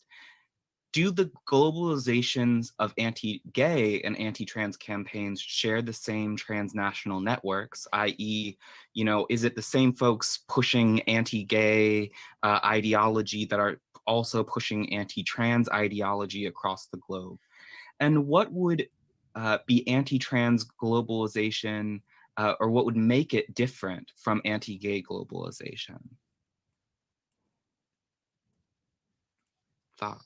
I have no idea what that question just said. Maybe I've had too much beer. I've only had like a beer and a So half, so I don't think I that's am a possible. US But specialist, right? So I do focus almost entirely. I in the truly United have no States. idea what that question But was. looking at things that are happening in terms of anti-trans discourse in the UK, which if you think it's scary here, like what's going on there is quite intense, and it's this regurgitation of narratives from the 1970s, right? So this is this like resurgence of this anti-trans feminism that is not in any way anti-gay, right? So there's a lot of lesbian feminists involved in this, where they argue that if trans women are acknowledged as women, then this will be a destruction of the lesbian community. It will be a destruction of women's rights. And so in this moment, so to answer the question about anti-gayness and anti-transness, at least the UK case, those are very separate. What we do see in the UK case is a very similar narrative as what we've been talking about here in the US, where it's about threats to women. But these are different sorts of threats in terms of more what Heron was talking about, these threats, and also, what Heron was talking about in terms of threats to women's rights, that if you allow trans women to be legally recognized as women, then cis women will no longer be able to get jobs or be represented in the government, be elected officials, et cetera, which has to do with particular policies around representation and gender that we don't have here in the United States, right? Like most places here, there's not a requirement that you have a certain number of women represented within government bodies or in terms of employment. So it is, again, trans women threaten cis women, but in a very different way. It's not about sexuality, it's about resources and about somehow recognizing trans women as women would negate feminist advances. Now, I'll add a little, like Laurel, I'm almost entirely US focused, especially because I do a lot of regional kind of work. So it's hard to do regional work outside of, but I work with a lot of applied and activist groups throughout, different parts of the world. So I can actually address a couple of these, though probably not all of them. One, yes, a lot of the networks are the same. A lot of these networks owe almost their entire existence to groups that were formed in the late 60s and early 70s that were reacting to post-World War movements across the world, and in different countries it was different movements, but in either case, a lot of these organizations came from that. And then a lot of them are also tied to these larger globalized Christian networks. And again, here they're defining Christian in a very specific way that a lot of other Christians would disagree with, but you get the idea. How are they defining it? I always like to point that out because, like every other minority group, there's been a lot of people on that Christian side who help us, and sometimes more so than the sciences so far. But there is a vein of Christianity that is heavily anti-trans, anti-gay, and has been for a long time. A lot of these same networks are used to kind of spread messages and ideas, and they start the messages and ideas even, they start in very different ways necessarily, and sometimes in different places, but the network is very similar. If you think of how gamers now communicate across the world with, you know, even with like a live play, or like I am in groups with basketball fans in Morocco that I know because I went to college with them, but we can talk every day because of the internet. Religious groups have done this too, and religious movements have done it really, really well. The same way that they stop kind of local areas and elections throughout the US and a lot of other countries, they've been able to set up these kind of globalized networks. So in some ways, a lot of these things are looking very similar and using very similar rhetoric. In fact, even the 70s discourses that Laurel just mentioned that we're seeing in the UK, almost all of those come from Christian evangelical groups. The same way that originally the idea that you were, quote, born this way, which gay, lesbian, bi, and trans groups, we've all used at one time or another as ways to try to get rights from the dominance. Those rhetorics actually date back to 1950s evangelical groups and the ways they were opposing various racial revolution and civil rights movements in different parts of the world. So a lot of the rhetoric is actually going to sound the same, and a lot of the same networks are used. In some ways, and I hate to say it this way, but it's the easiest to understand, even though it sounds a little flippant, it's the next domino. Like those movements and networks are pretty regularly planning for kind of the next move, because many of them, their kind of goal is that Christianity itself, their version of it, should be like the world ideology or a world belief, whether you know, whatever way you want to look at it. And there are a lot of scientific groups and atheist groups that are in league with them that have similar beliefs about how their version of what's rational should be kind of the leaders of the world. And so a lot of the rhetoric is the same. It transposes on to the next group. This is also to tie in kind of Emily and Heron mentioned earlier about like anti-Semitism and male supremacy and white supremacy. It's a similar idea that they're all pulling from a very similar core. And this very similar core idea of what should be dominant. And so there's a lot of interchange and a lot of interplay between these different ideologies, because they all, at least for practical purposes, will often share a similar root. So that part I could address, how it would look similar or different than kind of the globalization among, you know, kind of anti-gay rhetorics and things like that. That's going to be an open question. I don't know what that looks like. I know there are transnational scholars who do look at that, both in relation to religion and other movements, but I don't know if I could speak on it personally. But I do know the networks often revolve, and even studying regional religious politics, like I've done, you often will pull documents from across the world, from one network sharing to another, and then it's showing up in this church. And that's true for both liberal and conservative and moderate churches, that these larger networks exist. Yeah, just to, oh. Could I just go add ahead. really quickly, the kind of male supremacist groups that I was speaking about are all over the world. So they're very prominent in the United States, but they're in all over North America, they're in Australia, they're in Europe, they're in India. And there's actually really great work by Mackenzie Cockrell on how the male supremacist memes from the English speaking world make their way into India and how they change in that context. So we see this through line, right, of male supremacism and the anti-transness that's really built into that all over the world within these groups. Yeah, I was just gonna comment that oddly enough, like the work that I do on right-wing social movements also has led me into doing sort of scholarship around colonialism, because we live in a settler colonial state. So I do think that part of what Laurel's talking about is that there are different places of reception that shape the messaging, even if the underlying goals are the same, right? So places in the UK require a necessary sort of pink washing, right, that go along with this project that say, well, we can't be anti-LGB, but we can be anti-trans, right? And that won't lose us our liberal cred. In many places across the globe, the churches that Jay talked about utilize and really latch onto anti-colonial messages, right? So the idea is that trans subjectivities, trans identities are a Western colonial import, and that, you know, really by passing these anti-trans laws, you are fighting back against white supremacy, against colonialism, and the like, right?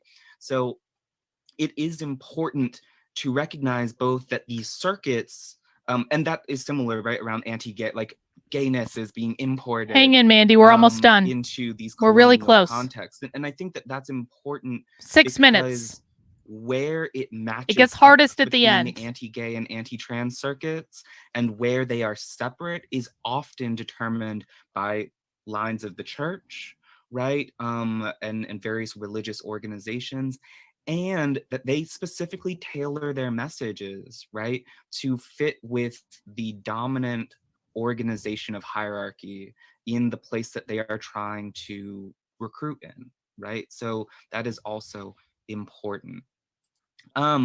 We have, we're sort of already at time, but I'm wondering if Laurel, Jay, you could maybe quickly respond to why restrooms and sports seem to be the big places where everyone is so concerned about trans people.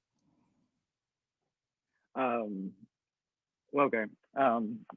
Laurel stayed muted, so I guess I'll go first.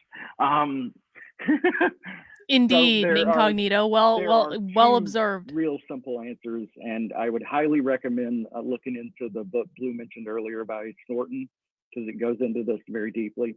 A lot of this is racial and gendered segregation politics going back a couple hundred years. The easiest way to keep people different, the easiest way to maintain things like poverty and any other kind of inequality is to segregate groups.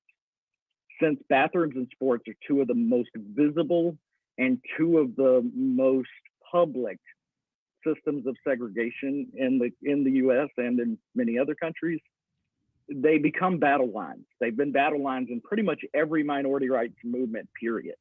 And especially since suffragists and anti-lynching movements, both by women, but one group mostly white women, the other group entirely Black women, and about 110 years ago, really pushed for the right to kind of bathrooms and privacy in public spaces.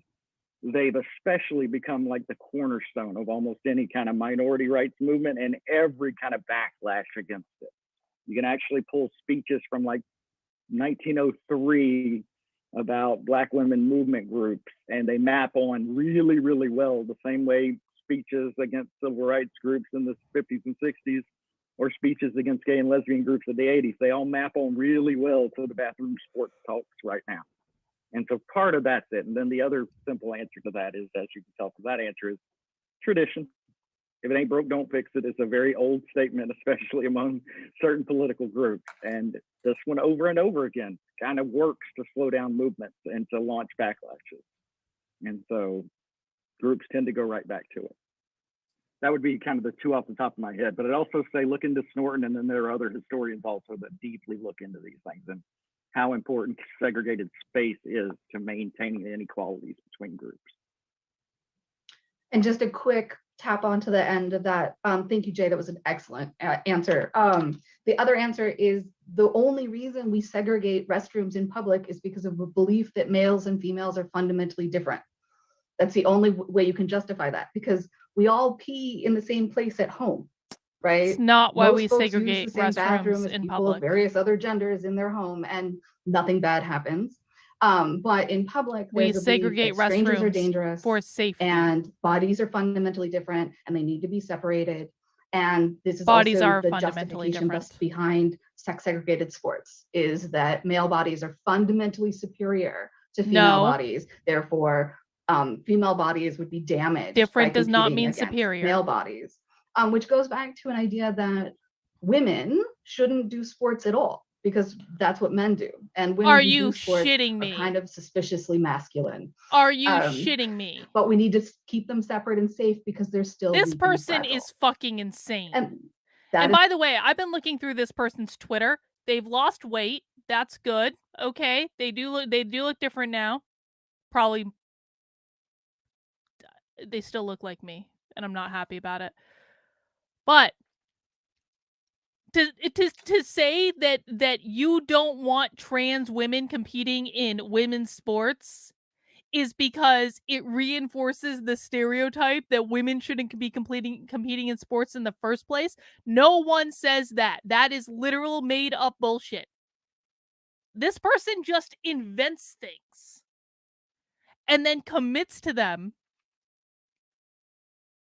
We need to I feel like I say this every single time we watch one of these presentations, but like I want to look up everything this person has ever said on the internet just to find just to experience more of this insanity, because I truly don't feel like I truly don't feel like I'm watching reality right now. Now in my head I know this is reality, but like in the rational part of my brain I'm like,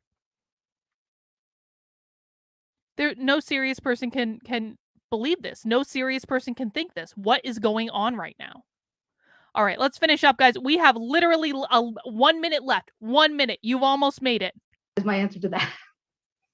Awesome. Thank both of y'all for that like quick sort of answer, but I think really poignant response to that question. We are And at hang out because I have something time, special so for I'm tomorrow. just gonna I have hand it something over really to special. Emily to just round us out for the end of our So panel. hang on, I'm going to tell you about our Thanks, special Lou, and stream thank you so tomorrow. much for moderating our Q&A. Really insightful questions. I'd like to just thank our panelists, Karen Greensmith, Laurel Westbrook, and Jay Summerall. I'd also like to thank our organizers, the Institute for Research on Male Supremacism and the Berkeley Center for Right-Wing Studies, as well as our wonderful co-sponsors, Political Research Associates, Western State Center, the Southern Poverty Law Center, and the Center for Applied Transgender Studies. Thank you, everyone. Thanks for attending, and thank you for your questions. All right, guys, we made it. That was 2 hours of what the fuck. I'm going to have to percolate on that. I'm going to have to marinate on that. I'm going to have to think about it. But I wanted to let you guys know, we have a very special stream coming up tomorrow at 6 p.m. 6 p.m. Eastern Time. I will probably start it around 5:30 p.m. Eastern Time, just slightly later than usual. And the reason that we're starting slightly later is it is a spy stream night, ladies and gentlemen. I have procured. Spy stream is when we infiltrate a live woke training. What we just watched was recorded. Tomorrow, we're doing it live. I have procured a Zoom link to a presentation that's being made at a library not that far away from me, all about whiteness. And there may or may not be a director of diversity that works at a local New Hampshire high school that is going to be presenting about the evils of whiteness tomorrow at 6 p.m., for which I have the Zoom link. So it is a spy stream kind of day tomorrow. I'm looking forward to it. I will be announcing more tomorrow, and I hope you can join me for that. Guys, please mount the like button on the way out the door. Please subscribe to the channel if you have not already. And of course, in honor of David, who brought us this wonderful presentation today, and who said to me just earlier today in our local Zoom call, he said, Carlin is fucked up, but she's less fucked up than others, and that's why I support her, which I very much appreciated. In honor of David, I am offering everyone a free month in my locals community. Head over to kb.locals.com/support and use the promo code CRAZY, because I thought fucked up would be like a little bit too long and, vulgar. Not everyone likes that word. But if you use the promo code CRAZY, kb.locals.com/support, you can get a free month in my locals to come to our community Zoom calls to experience the amazingness that is my locals community. And hat tip to David, who was responsible for bringing us this presentation today. I thought it was great. If you're looking for other ways to support my work, you can head over to activelyunwoke.com/support. You can sign up on Patreon if you want. You can get some great perks for that. If you don't like that, again, you can sign up for my locals and use the promo code CRAZY for a free month. You can also support me on Substack. All my Substack articles are free, but if you appreciate the work that goes into them, you can support me there. And of course, if you would like to help me train 10,000 parents to find out what the schools are teaching their kids, I'm developing the program for this right now. It will be launching in January. You can get first access to this program by funding it through my Indiegogo campaign. We have 34 days left of funding. I would really like to see this number tick up over 20,000. I would really like that.